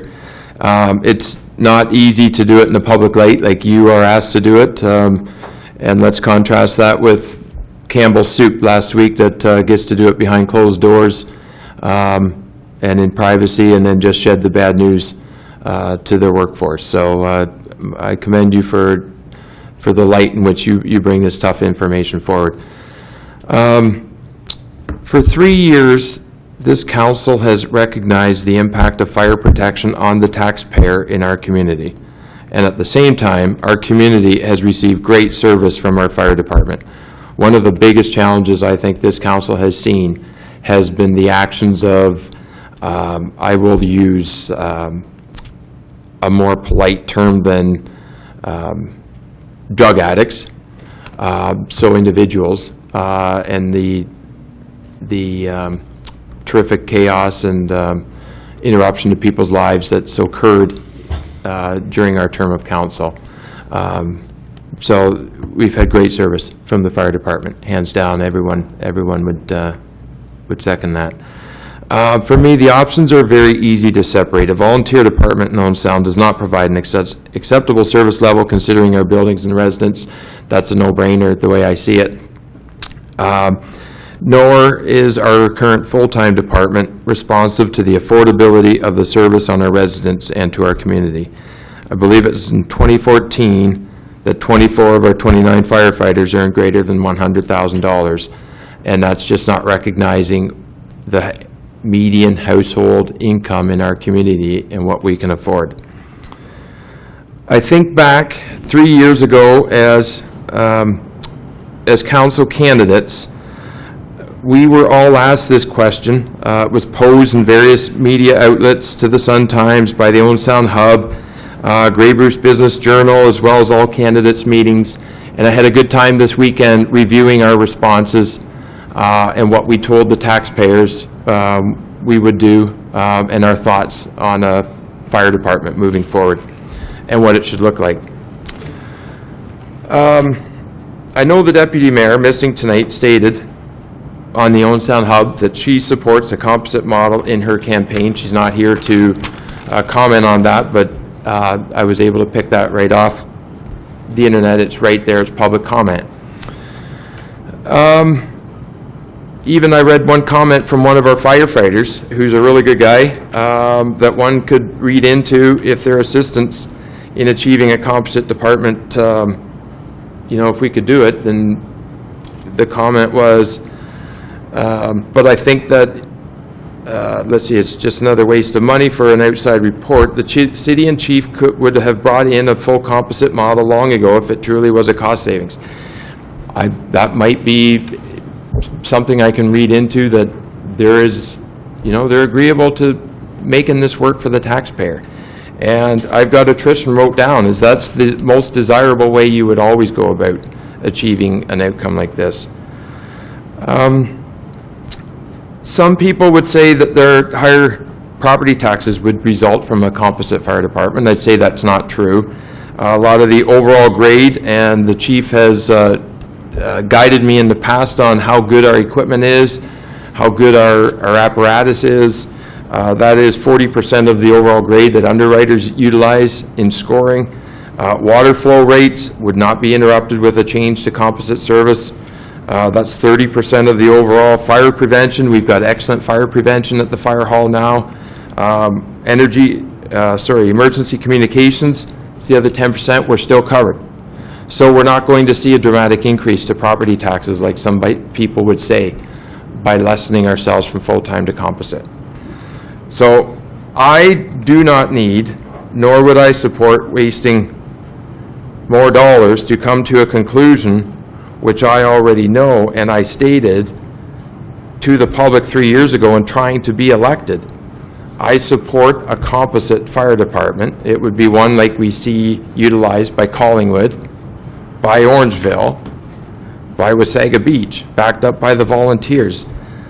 I think it's something that we have to pursue. We keep booting it down the road, and at times there's a point where you just have to make a difficult decision. So I don't support paying out for a consultant for this. I think we can move forward with the information the chief has provided tonight. Thank you. Councillor Thomas? Move the recommendation, Your Worship. Thank you. Just go ahead. Just a quick question for the chief, and thank you very much for your presentation and all the details you have in your presentation. Just a question on the training of a part-time firefighter as opposed to a full-time firefighter. Is there any difference? No. Through Your Worship, they're doing the same job as a full-time firefighter. They're expected to be trained at the same level. Again, it might take a little longer to get them to that level because they're only going to train one night a week or whatever we can organize. But again, they are expected to do the same job at the same level. One of the factors in this decision is the insurance adjusters' ratings. Each city is rated I guess I should be asking Councillor Dodd, he's the insurance guy, is rated, and then household insurance is based on that rating for the municipality. It's my understanding that they look at the fire service and all the components, different components of it. You certainly wouldn't have the ability to answer that question, would you? Through your worship, I can answer that to a certain level. What you're talking about is fire underwriter service.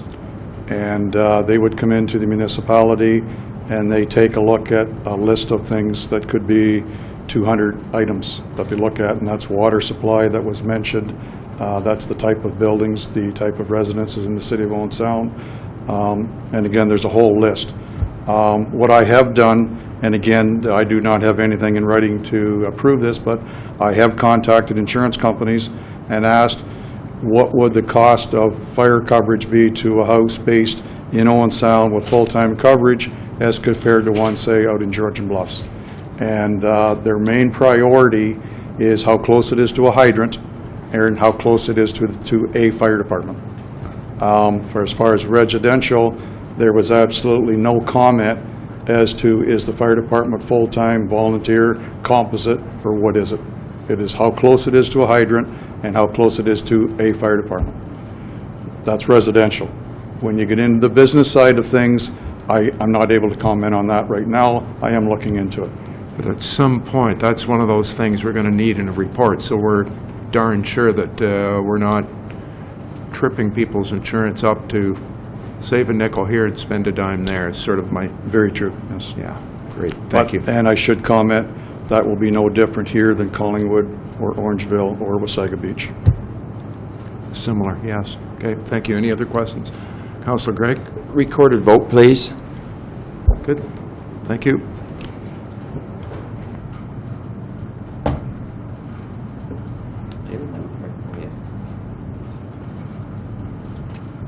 Go ahead. Oh, or, are you ready now? I'm ready, yeah, go ahead. Councillor Dodd? In favor. Councillor Gregg? Opposed? Councillor Kepke? In favor? Councillor Lemon? In favor. Councillor O'Leary? In favor. Councillor Thomas? In favor. Mayor Body? In favor? Resolution is carried with 6 in favor and 1 opposed. Thank you, Chief Barfoot, for your report. Deputy Chief, thank you, and please, as Councillor O'Leary has said, pass along our thanks and appreciation for the activities over the weekend. Next is number 4, procedural bylaw.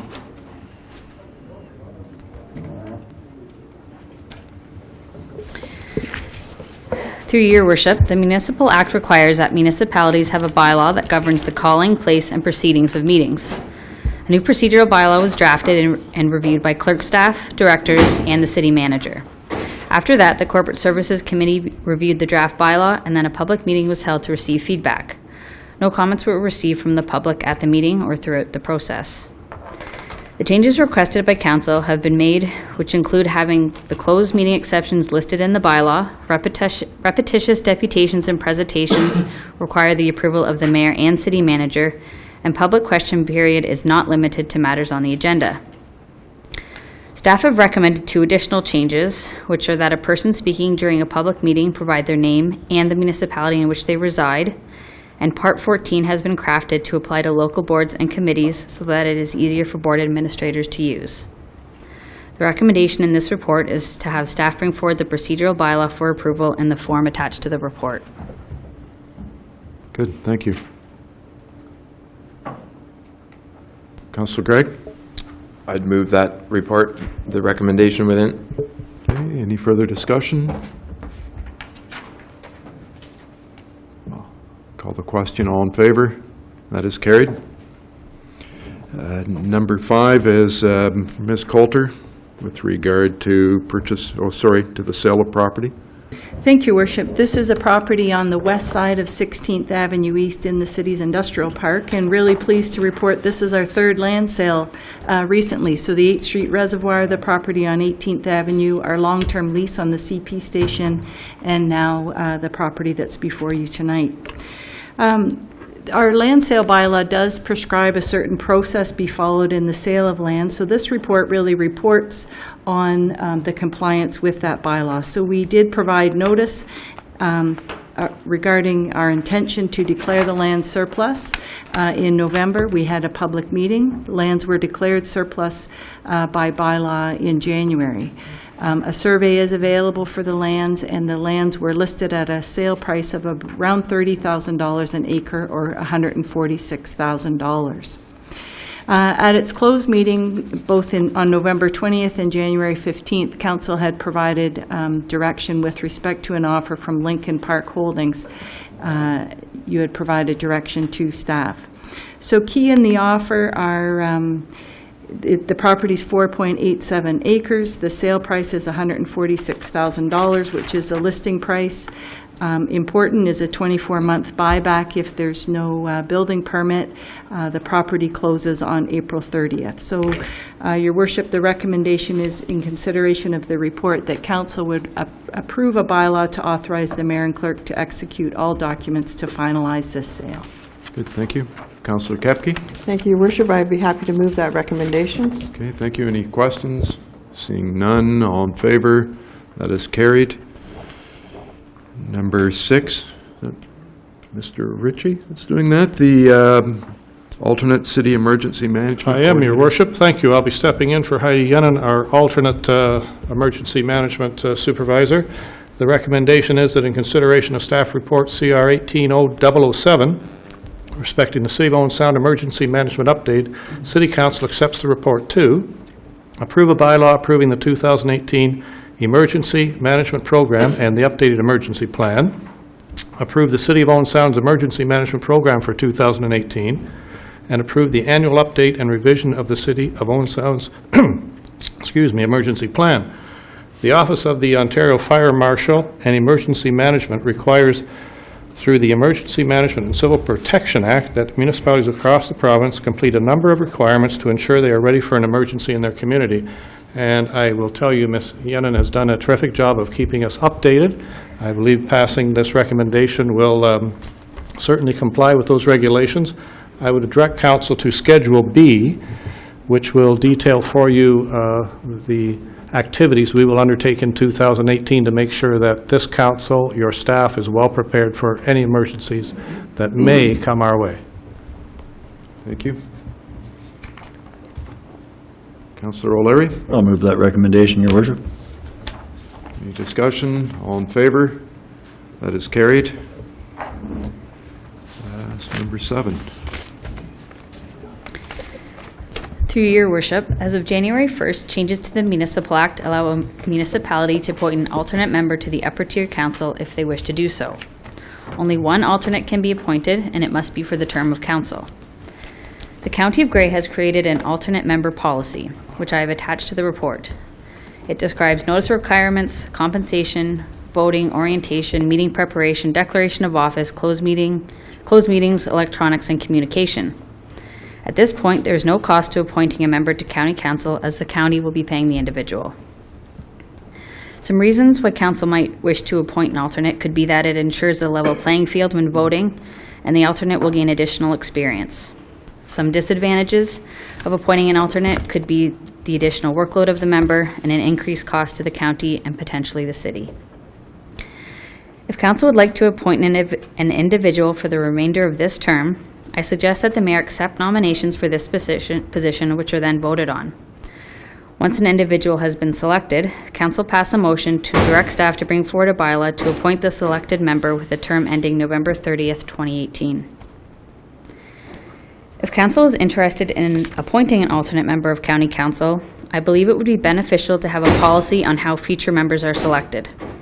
I have proposed 3 options, the first being a nomination process, the second being the councillor who receives the most number of votes during the election having the first right of refusal, and the last option is to make the appointment part of our yearly board and committee selection process.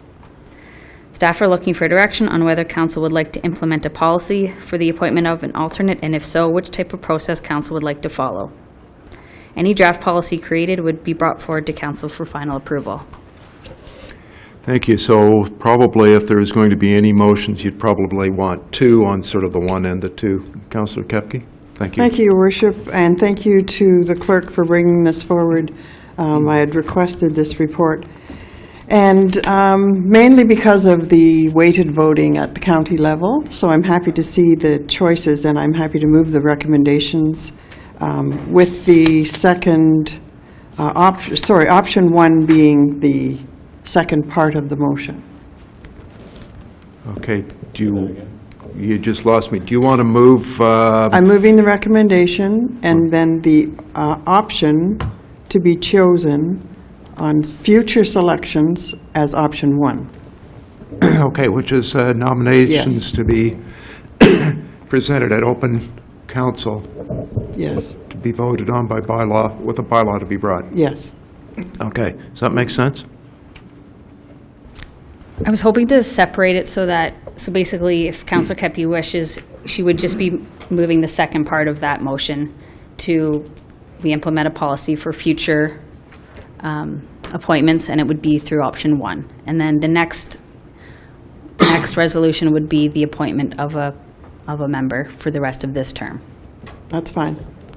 So you're moving the second part of the recommendation and recommending the option one. Okay, discussion? Councillor Gregg? Well, my point is, government is the absolute worst for paying more than one person to fill one role. It seems to do it a lot in various different levels. And there's lots of reasons that seem to exist for that. But in this case, I don't support why a member that's on county council who is missing county council should still collect their money. I mean, it's not the own sound coffers, but it's the taxpayer that's paying all the same. If we have a member that's going to be an alternate and fills in, then they should be making the money that the absentee member is being paid. Like, it should be something that at the county, you've already had a scenario where someone's been there from one municipality, but I don't understand why you would pay somebody for one position twice, and it should just be taken back out of the pay of the absent member. Any councillor at the county level that misses more than 3 meetings in any calendar year does not get paid for the missed meetings. So the person that's been away for quite a while up there has not been paid. So that opens up the ability to pay a person that would go in their position. There's still 3. First, that there might be an overlap, but it certainly may be that if there wasn't something serious coming up, that the backup person wouldn't go. It's more for that weighted vote and something major. I don't know. Other discussion? Seeing none, I'm going to call the question. All in favor? That is carried. It's unanimous. Okay. Now there's that first part that we're going back to. Do we want to deal with this year to November 30th, 2018? Councillor Lemon? Yes, Your Worship, I would move that we start immediately with this for this year. And I think at this point, it's got to be, well, I guess it would be by motion, that we appoint someone by motion. Okay, so that's an okay motion? Or do we, and then do the, I was looking for a nomination, like, for council to nominate an individual, and then we could vote on that I'll person or nominate Brian persons. O'Leary.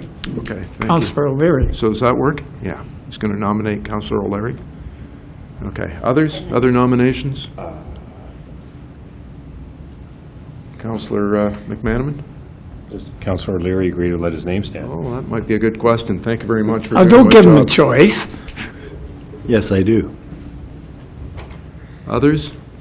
Other nominations? You guys going to be this easy, and Councillor O'Leary? Okay, I'm seeing no others, so... Go ahead. Somebody put their hand up. Peter, microphone. I would nominate Councillor Thomas. Councillor Thomas, do you have an interest? I thank my nominator, but no. Okay, anyone else? I'm seeing none. Go ahead. So if I could now have a motion for a bylaw to be brought forward to appoint that individual at the next meeting. So are we clarifying that motion that Councillor Lemon's already put on the floor? Is that a second motion? Sure, why don't we do Councillor Lemon's first? Okay.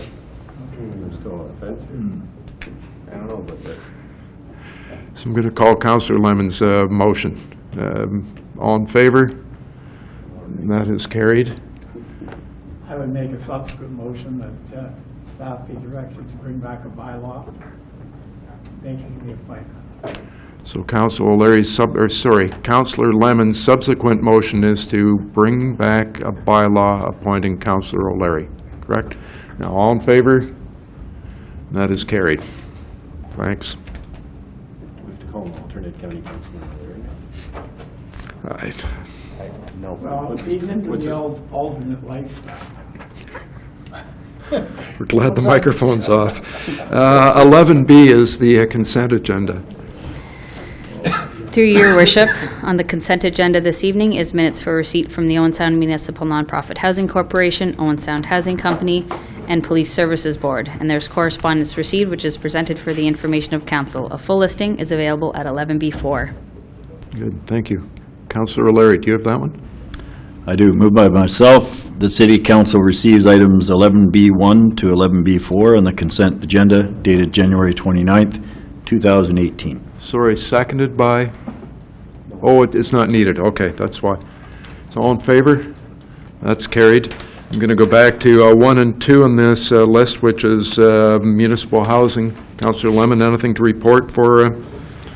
Yes, and you can take me off other business. I've forgotten that it was on the agenda tonight. The good news is things are moving along very nicely with Adawa, the 28 units. They are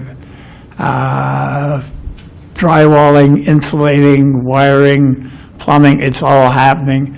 And some of the units now are getting their final coat of paint already, which is good news. And we'll be awaiting the arrival of the water chamber that there was some concern about. And also there is adequate gas in that area, although at one point we weren't sure that there was adequate gas for expansion, which is something I intend to bring up at the Economic Development meeting to make sure there is adequate resources for the opening up of Sydenham Heights and that gas is available in that area. But anyway, everything's moving ahead very nicely. The winter weather has been a bit of a problem, but with the units closed in, they're able to work inside. And although we are being forced to heat the units because of people working in them, and once the finishes are on, you don't want it to freeze in the building. But it's looking good, and I'm very, very pleased with the quality of the workmanship. Good, thank you. Councillor O'Leary, Police Board. Thank you, Your Worship. These minutes were from before Christmas, and as was previously reported, the board will be hiring a consultant to move forward with the service review. Chief Zornberger presented the terms of reference last Wednesday at our board meeting, so we are moving forward. We know that the final budget summary for 2017 will be a surplus. However, we don't have that number yet. That will be finalized at our next board meeting on the 28th of February. Jill Sampson has been officially appointed as our new police board member. Jill attended her first board meeting last Wednesday, and we look forward to her contributions. And Chief Zornberger will be coming to council to present the 2018 budget. That date is still undetermined. Good. Thank you. So any questions for Councillor O'Leary? Seeing none. Good. We did vote on receiving those? Good.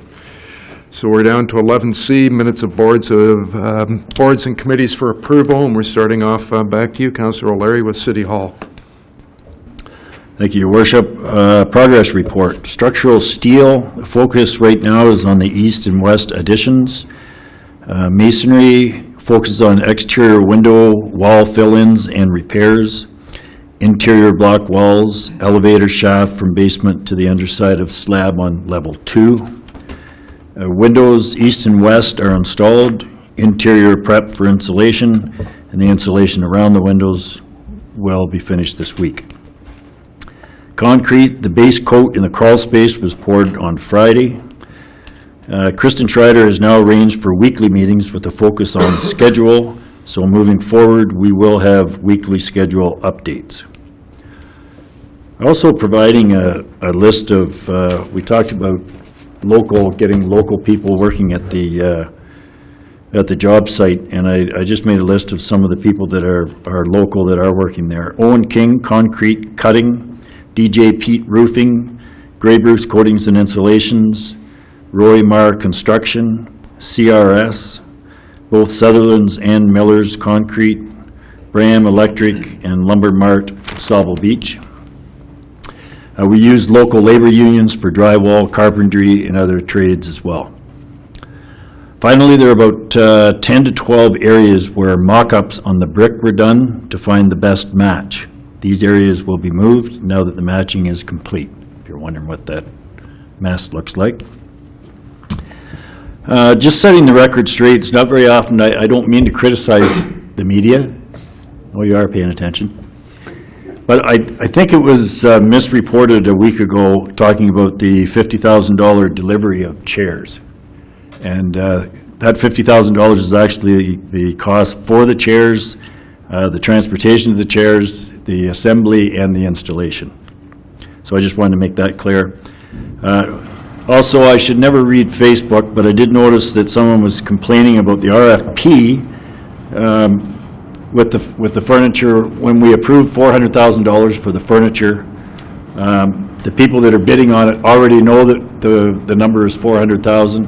That is incorrect. We split this up into 3 different RFPs, so when they were making their quotes, they had no idea whether they're bidding on 20% or 40% or 75% of that $400,000. So I just wanted to make that clear. At this point, there's been no changes in terms of our schedule, and we're still on budget. And with that, Your Worship, I move approval of those minutes. Any discussion? All in favor? That is carried. Thank you. Next, we have minutes of Community Services Committee from January 17th. Councillor Dodd. Thank you, Your Worship. This was actually a rather lengthy meeting, as we had multiple things to go through regarding both baseball diamond fees and later on regarding the Parks and Rec Master Plan.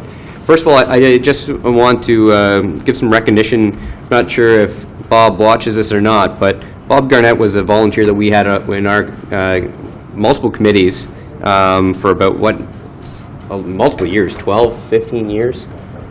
Like, he used to sit on the Cultural Advisory Committee, he sat on Parks and Recreation, now he sat on Community Services, and Bob was a vital volunteer for our communities. And at the end of this last term, he decided that he had some other activities he wanted to get into, so he was retiring from being a volunteer with the City of Owen Sound for our committee. So, Bob, if you're watching, we thank you for all your work. You did a great job. So further on, we reviewed the ball diamond rental fees. This was something that had been a report that came to council previously, but this was sent back to committee for further analyzation on it. Over the past 2 years, ball user groups have provided feedback to the city staff about the diamonds. And Ms. Coulter, maybe you can comment on a question that was brought up earlier today regarding some of those minor diamonds. Thank you, Your Worship. And Councillor Dodd is correct in that we did bring forward through the fees bylaw review a rate increase for those diamonds. And then I asked council to just hit pause, send it back to committee for further review and analysis. I would confirm that in establishing our capital program for not only 2018, but going forward 19 and 20, we did consult with the Hardball Group, and we have met there a couple of years ago. Michelle Draper and myself met there, and we did a number of items, and again this year before capital budget. So those meetings have certainly informed the capital budget that we put before council. When we undertook the review of the fees with respect to ball diamonds, I guess our idea was to look at a lot of comparable municipalities and look at the rates for diamonds.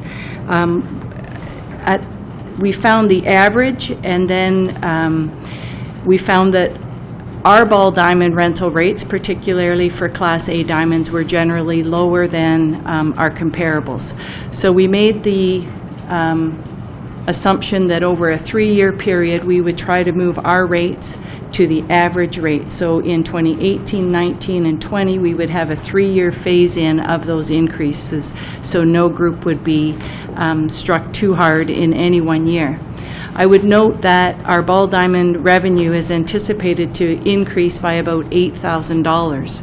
Right now, the cost to providing those diamonds, not including capital, is around $80,000. The revenue that we collect is about $40,000. So there is a gap where the taxpayer is subsidizing the provision of those diamonds.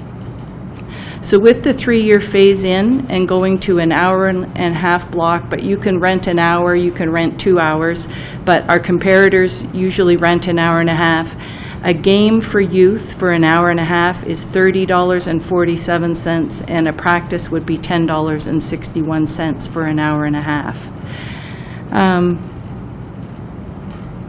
I think that's really a summary of what those rental rates are. There is also a incentive to have a tournament rate, so that's in there for the first time, and user groups will also see that surcharge for the pavilion at Duncan come off of their rental contract.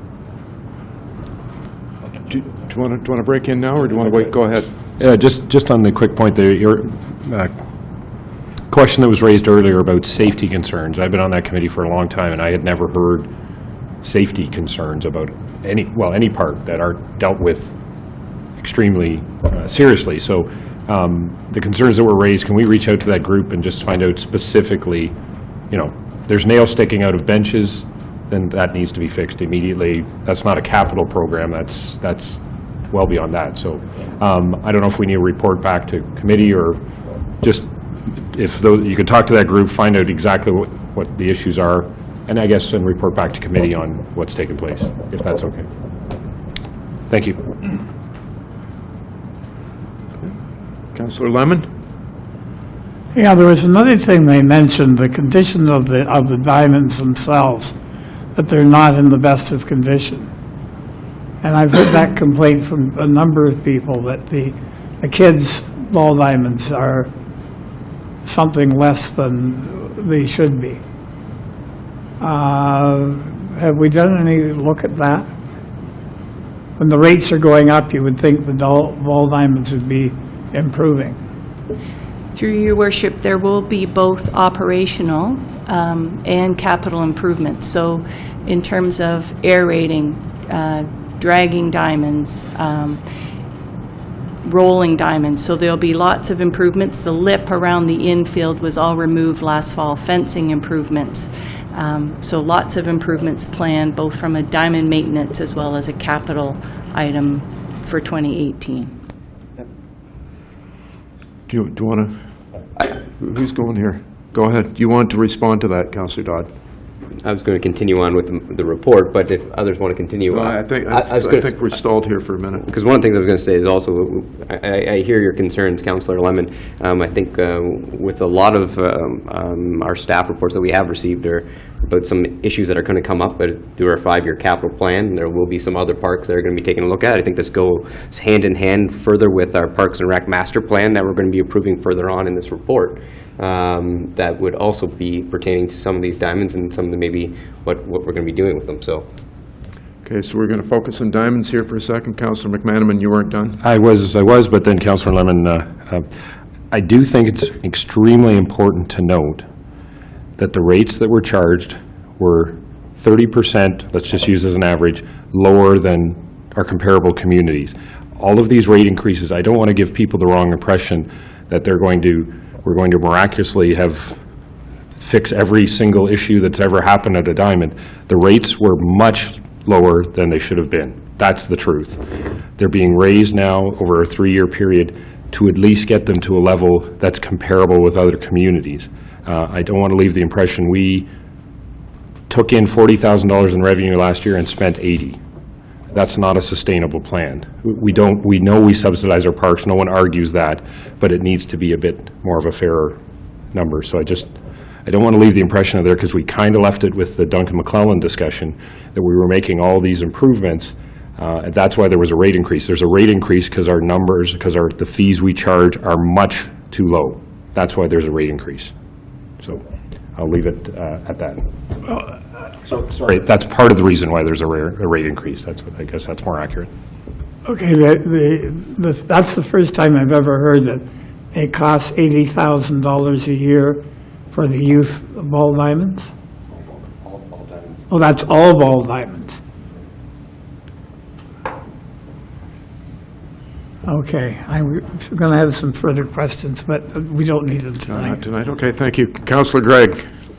Thanks, Mayor Buddy. I had a quick question. Just the number 80,000 just hit me. Approximately how much of that 80,000 then would be costs associated to Duncan McClellan? Just that, like, it's a Class A. Through your worship, I just can't answer Not that sure. tonight. Okay. No, information purposes. Thanks. Okay. Councillor Dodd, where were you? Yeah, does anyone else want to go on? All right. Go ahead.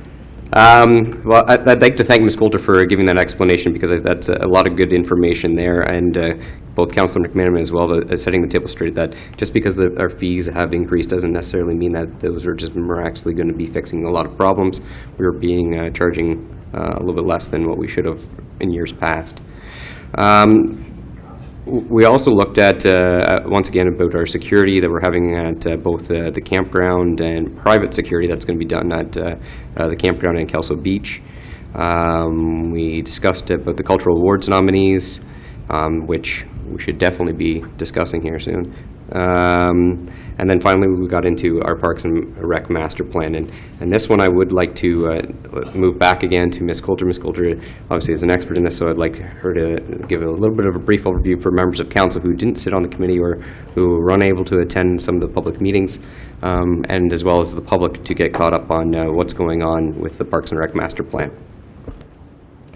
Thank you, Worship. So just briefly, using the outline that Mr. Aston had presented, really fulfilling a recommendation out of service review, we had a 2007 Rec Parks and Facilities Master Plan, which is a document staff refer to often. We had done a report card and we had accomplished a lot. There was a lot of check marks, and it was time, 10 years later, to have a new look. So really the goal of this plan is to provide a long-term strategy to be used as a guide in maintaining, developing rec programs, services, and facilities, as well as open spaces, parks, and trails. So exactly what we've been talking tonight about in terms of ball diamonds. We had a process that really did engage the public. We began with a public information session in September. Then we had an online survey, which really told us it was a great way to reach out to residents. We had 505 people respond to that survey. We presented the draft report in December and then had an opportunity almost for a month till January 12th for the public to provide feedback on the plan, and certainly they did. And then a presentation again of the plan through committee on January 17th. So the master plan is structured in 8 parts. There's an introduction, a background review, which really includes some demographics and some policy context. Then it looks at trends in recreation and programming, as well as infrastructure. And then there's a section on emerging themes in Owen Sound, and those themes are accessibility and affordability, marketing and promotion, Collaboration and partnerships, which has really been an underlying principle of how we've delivered rec programs, and then a desire for an indoor turf facility. Section 6 deals with a parkland analysis and really looks at the provision of parks and the standards for that provision. And then 7 is an inventory of recreation facilities, parks, and open space. And then 8, the most important part, is the implementation strategy. So it's a 10-year plan with short, medium, and longer-term goals. In terms of the response to the comments between the December public meeting and January 12th, I just would like to really speak to 2 things. One of the comments was the support for the indoor turf facility and request for more leadership from the city. And you see in section 5.5 or page 42 of the plan, it talks about there are new action items that were added, including consultation with neighboring municipalities, Georgian Bluffs and Meaford, obviously to discuss the regional need and the potential for partnerships. And we also added a section in there on partnerships. Our school board partners will be important as we look at that. So it really says that the city, there's about 8 points in there about how we would go about studying and evaluating, but the bottom line is that the city should evaluate its involvement in an indoor turf facility based on a business plan, feasibility study, and financing strategy prepared by an interested party, and the city would have a role, and it would be determined. There would be a role for Community Services Committee and Council. The second thing I would note is the concerns regarding repurposing or the disposition of a park. So we have the standards for park provision, and then we divided the section on repurposing and disposition or partial disposition into 2 parts. And I think key, as I looked at those again today, repurposing parklands would be a process very much like we undertook for the Ryerson Park redevelopment. We were losing some of that park for the reconstruction of 8th Street, and really what the plan does is lay out a process that we would go through if we were repurposing parkland. So maybe it's an open space park and it needs a playground, but it would include consultation with the residents around their vision for the park. Probably of more interest to the public through the process was the partial or full disposition of parklands. And the plan lays out maybe around 9 steps that council would go through and committee in assessing whether or not we would undertake that. And I think I count throughout that process 4 opportunities for public input. So we certainly appreciated the feedback that we got between December and January, and I think that the plan that was presented and supported at committee address that feedback. Thank you, Ms. Coulter. And furthermore, I just want to continue on here regarding this Parks and Rec master plan of noting that this is going to be a living document. It's a 10-year document. It's something that there may be some things that are within this document that individuals on this council may not agree with. There might be things that within this plan that individuals in the community may not agree with. But this is a living document. There are things that may be implemented, may not be implemented, just like multiple things that would be within the document. So one of the good things about this is that we did get such a great response from members of the public, and we were able to establish a vision for what the next 10 years could potentially lead to. Now, as Ms. Coulter has stated, the individuals that had noted about the indoor turf facility, she has noted some of the conditions that we'd be wanting to look at that. But I think it's very important, and we need to thank the individuals in the community for taking the time and responding to this report, or this plan, sorry. Thanks. Probably questions. Councillor Lemon? Yeah, I'm really curious about one thing in here. It's dealing with the Owen Heights Park. And Mr. Aston was advised the information was based on input and statistics by city staff. Now, what I don't understand is we don't have any organized events at Owen Heights Park, the Circle Park. So how would we know how much use it gets? We'd have no idea. Through you, Your Worship, it would just be anecdotal sort of discussion, but that's really why it was important for the process to be laid out. So council through service review had asked us to do a parks rationalization. Do we have the right number of parks located properly, and are they meeting the needs of the residents? And I think we heard pretty clearly from this Owen Heights group that if we were to embark on this process with respect to that park, they have some pretty strong feelings about how that park's used and the value of that area to the community. So, but the plan isn't intended to debate one park or another. It's intended to lay out a process that council would embark on with the community to make that decision going forward. May embark on. I mean, that's the biggie question. Thank you. Go ahead.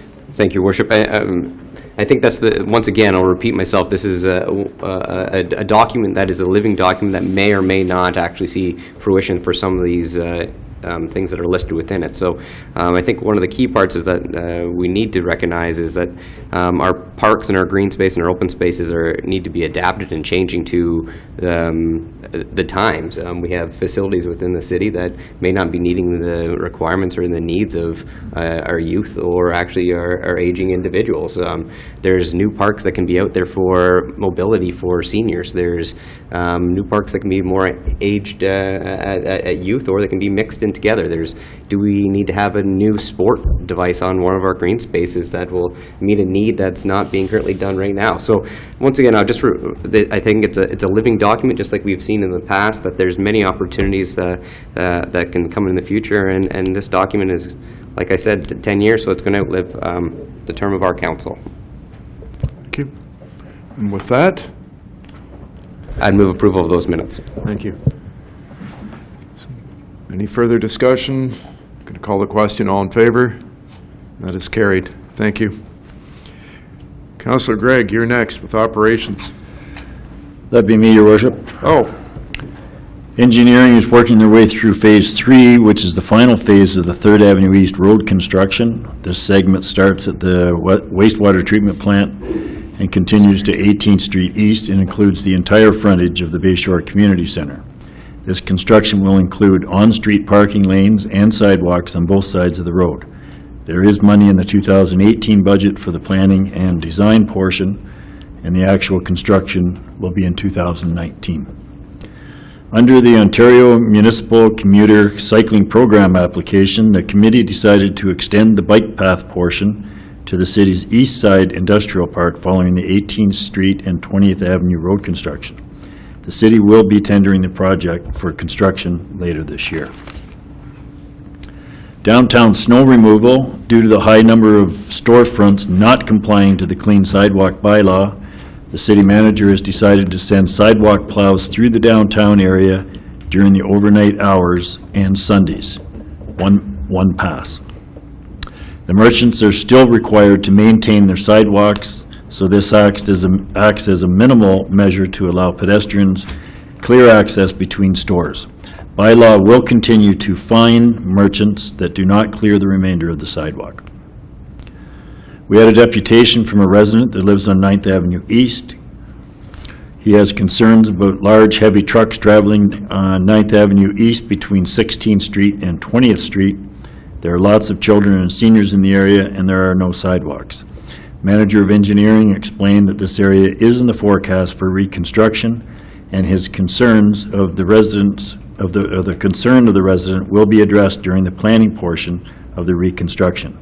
The city manager also indicated the city would issue a public safety message, and that has been done. And with that, Your Worship, I would move approval of those minutes. discussion? Thanks, Mayor Buddy. Was that a discussion, or was that a? I do have Okay, some go ahead. discussion here. And it was mentioned at Corporate Services that what I'd like to discuss is the snow removal fees that are currently in place. Now, I'm not looking to change this winter with this idea, but I don't believe we have actually passed the bylaw yet for that anyway. So I don't need a majority to bring this back to council for discussion. So what my problem here is, or my issue is, my concern is repeatedly we see the same violators on the snow removal from sidewalks downtown. We see the merchants working hard to clear the walk in front of their shops in accordance with the bylaw. We are trying to enhance accessibility for all yet. I see, was it, I guess 2 Mondays ago, seniors, several seniors trying to push strollers, not strollers, walkers through 18 inches of snow in front of primarily vacant properties. The same properties that are repeat offenders and never remove the snow from in front of their buildings. We're trying to build our bus transportation, and I see people struggling to get off at bus stops downtown because of this. I get comments why the city cannot clear their own requirements, so people refer to in front of City Hall on 8th Street or 2nd Avenue or further north on 2nd Avenue. And I understand, when it's snowing hard, we only have so many resources that we can deploy. I think we'd all be in agreement that if we get heavy overnight snowfall, the number one priority should be sidewalks locating to schools to move our children safely, and not using those precious resources overly so downtown. What we lack are resources able to enforce the bylaw, because when it's snowing hard, they're needed in other departments and other avenues. They're in the plows, they're on the sidewalks elsewhere. $45 is not a deterrent to some properties repeatedly offending, nor does it reflect the time needed for properties. $45 for a large property, such as the former Leggett's, hardly compares to the shop next door, which may have 10 feet of frontage. We should have a further report going forward, I think, to corporate services to look at new penalties for the 2018-2019 season that would accurately reflect what the resources cost the city to have to go into these businesses. Because right now, $45, it's not a deterrent. If I owned a big building, I'd say, you know what? Bill me.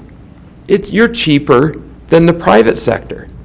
And government should never be cheaper than the private sector. Point of order, Your Worship. This is not a matter that is on the agenda before us tonight here, and I think that it'd be better dealt with as a notice of motion.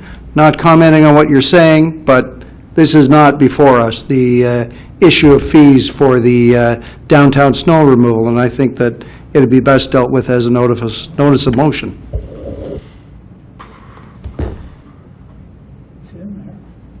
I'm looking at 8A, other business.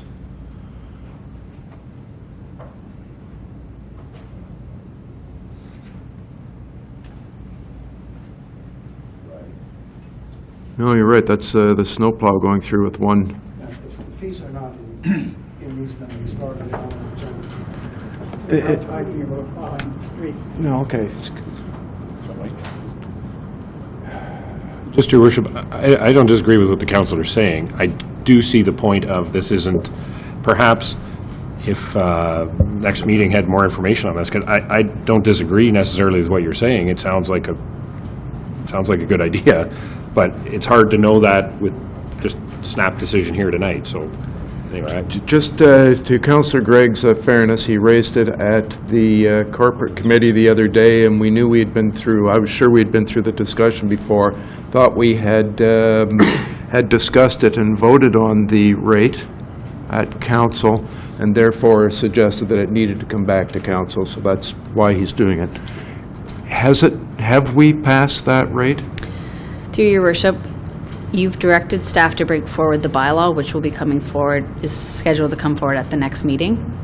So the fees aren't actually in place until after the bylaw gets passed February 12th. And they're not on this list, they're on the February 12th list then? Correct. So your We were advice... waiting for the building fees public meeting before we could pass the bylaw. So your advice would be that this should come back on that date? I like the idea of a notice of motion, because we don't have a staff report coming, and we would have to... So notice of motion would... No, Peter, Just hold on.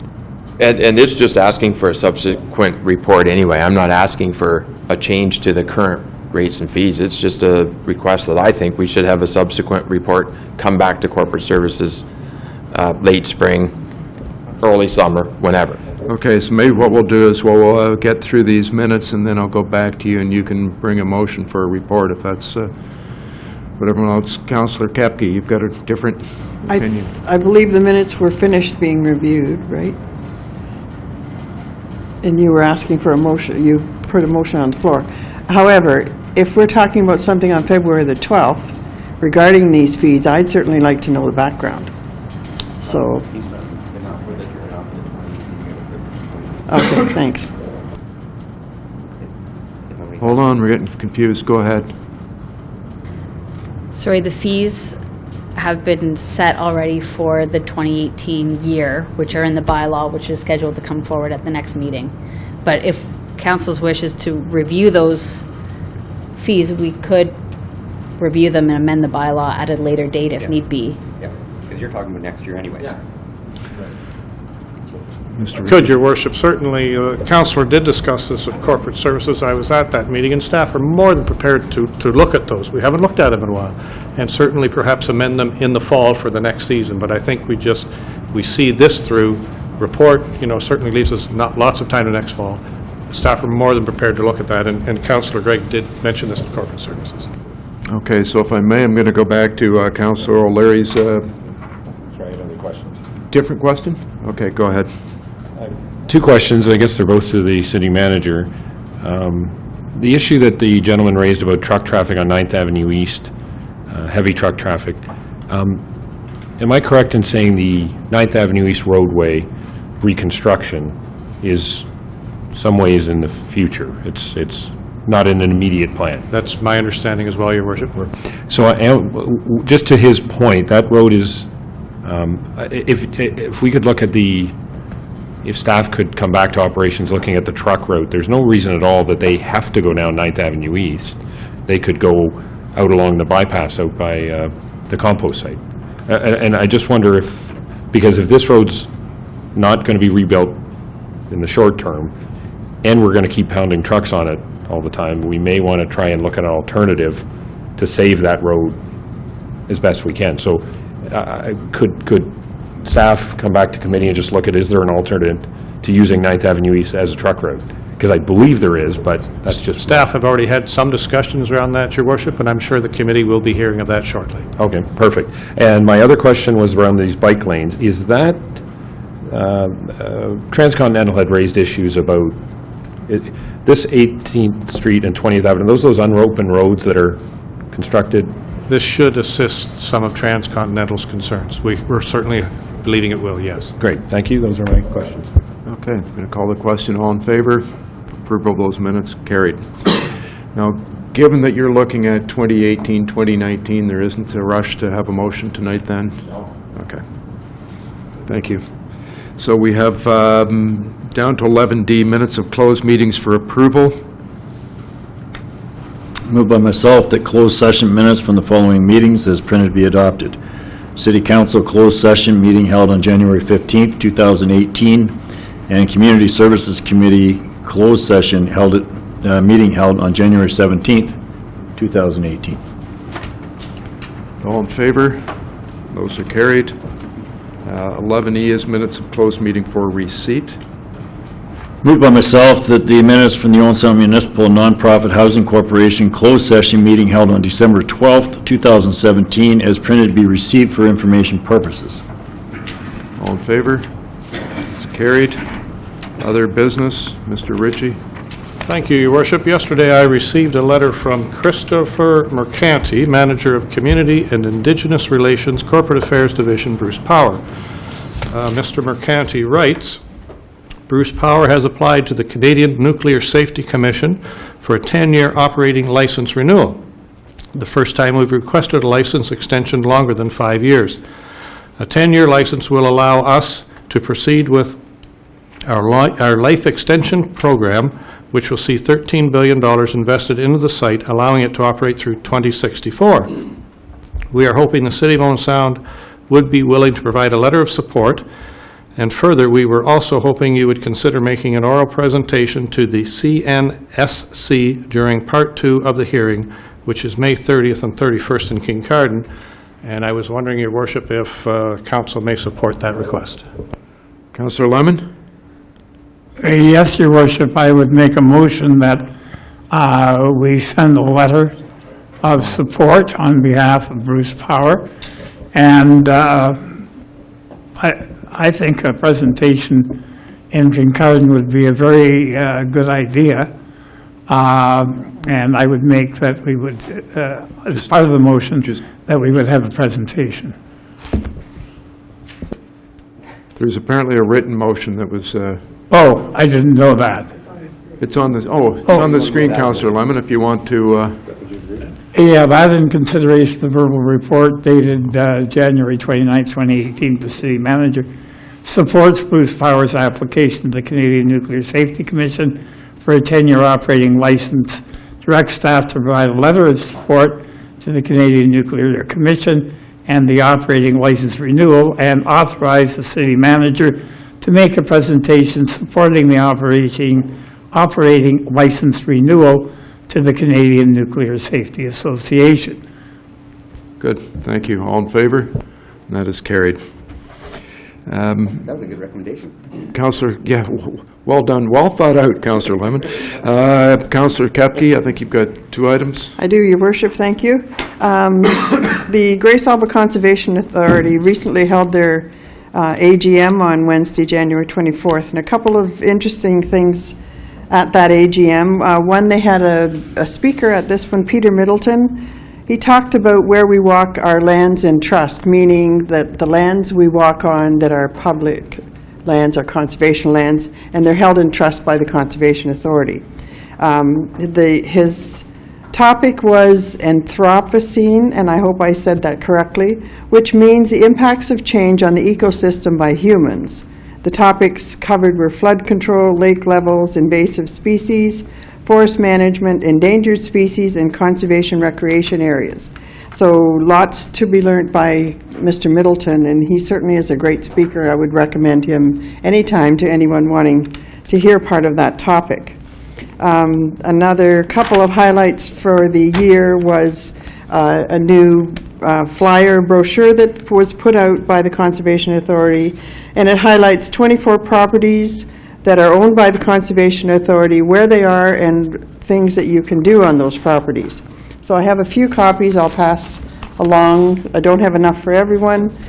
The other highlight is completion of the Navigating the Process, which is a 2-sided document that was developed for people who are developing properties, and it talks about meeting with your local municipalities, your Conservation Authority, and possibly the Niagara Escarpment Commission when you're looking at developing properties. So I have a few of those I can pass along as well.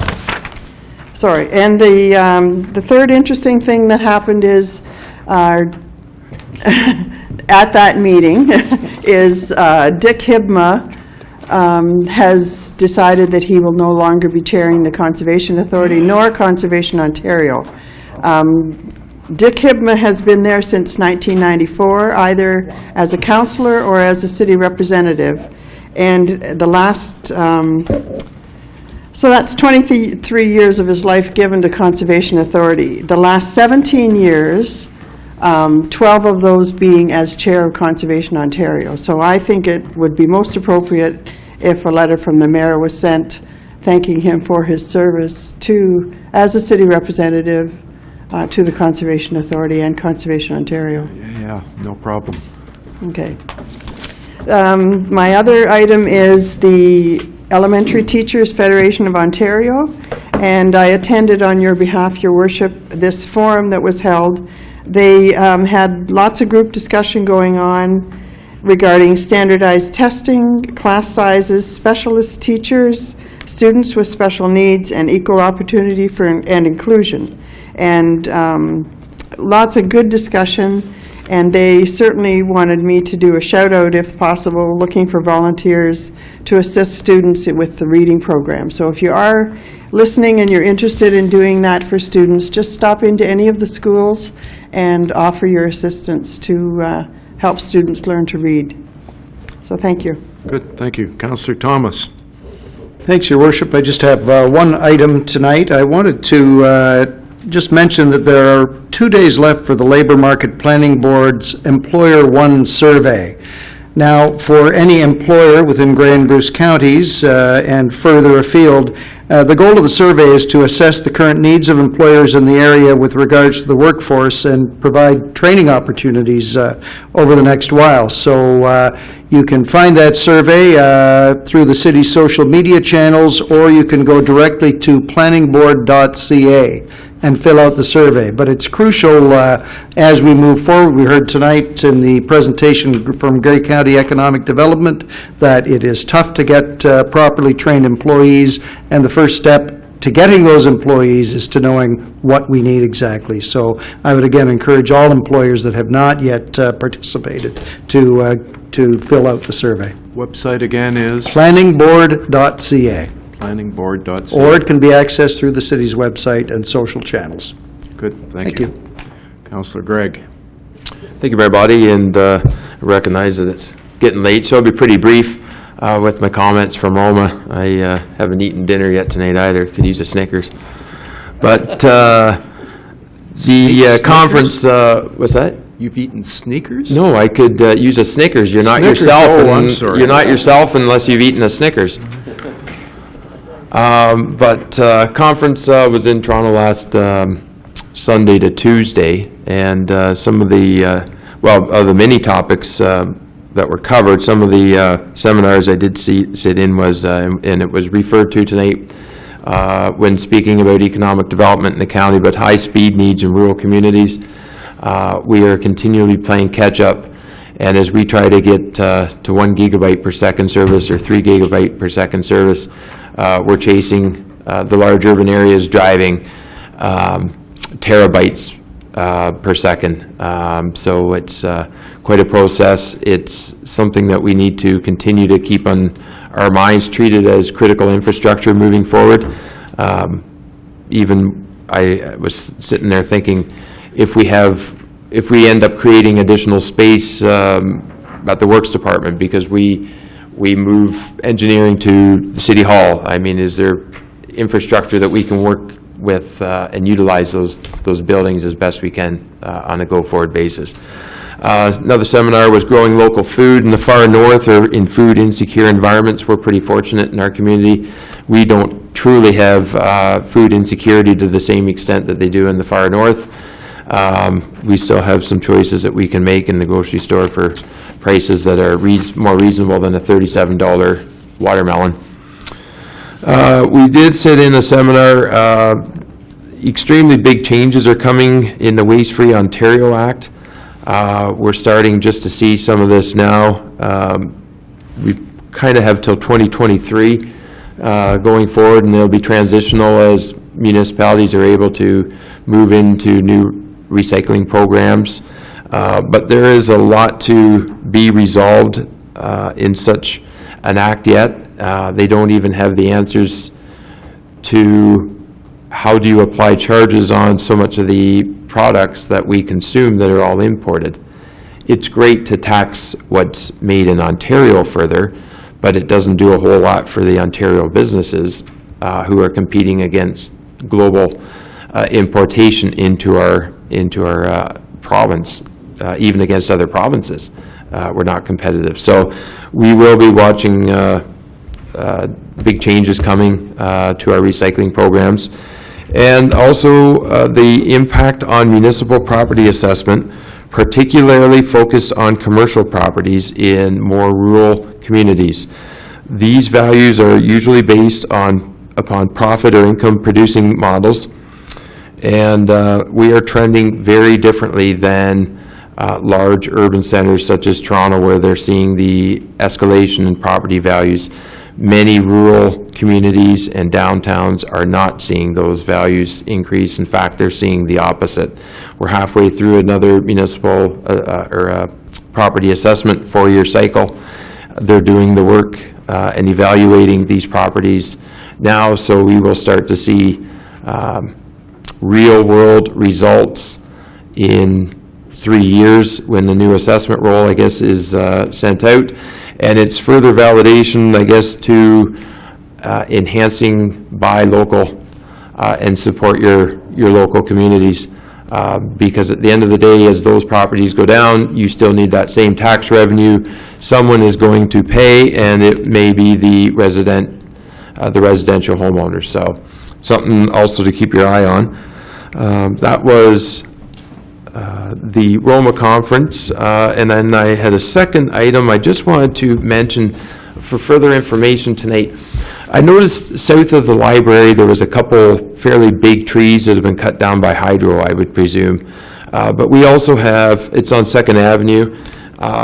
It's a sensational street that so many people walk when we get into springtime, such as 4th Avenue West up on top of the hill. We have certain arterial routes that are so beloved by people in Owen Sound.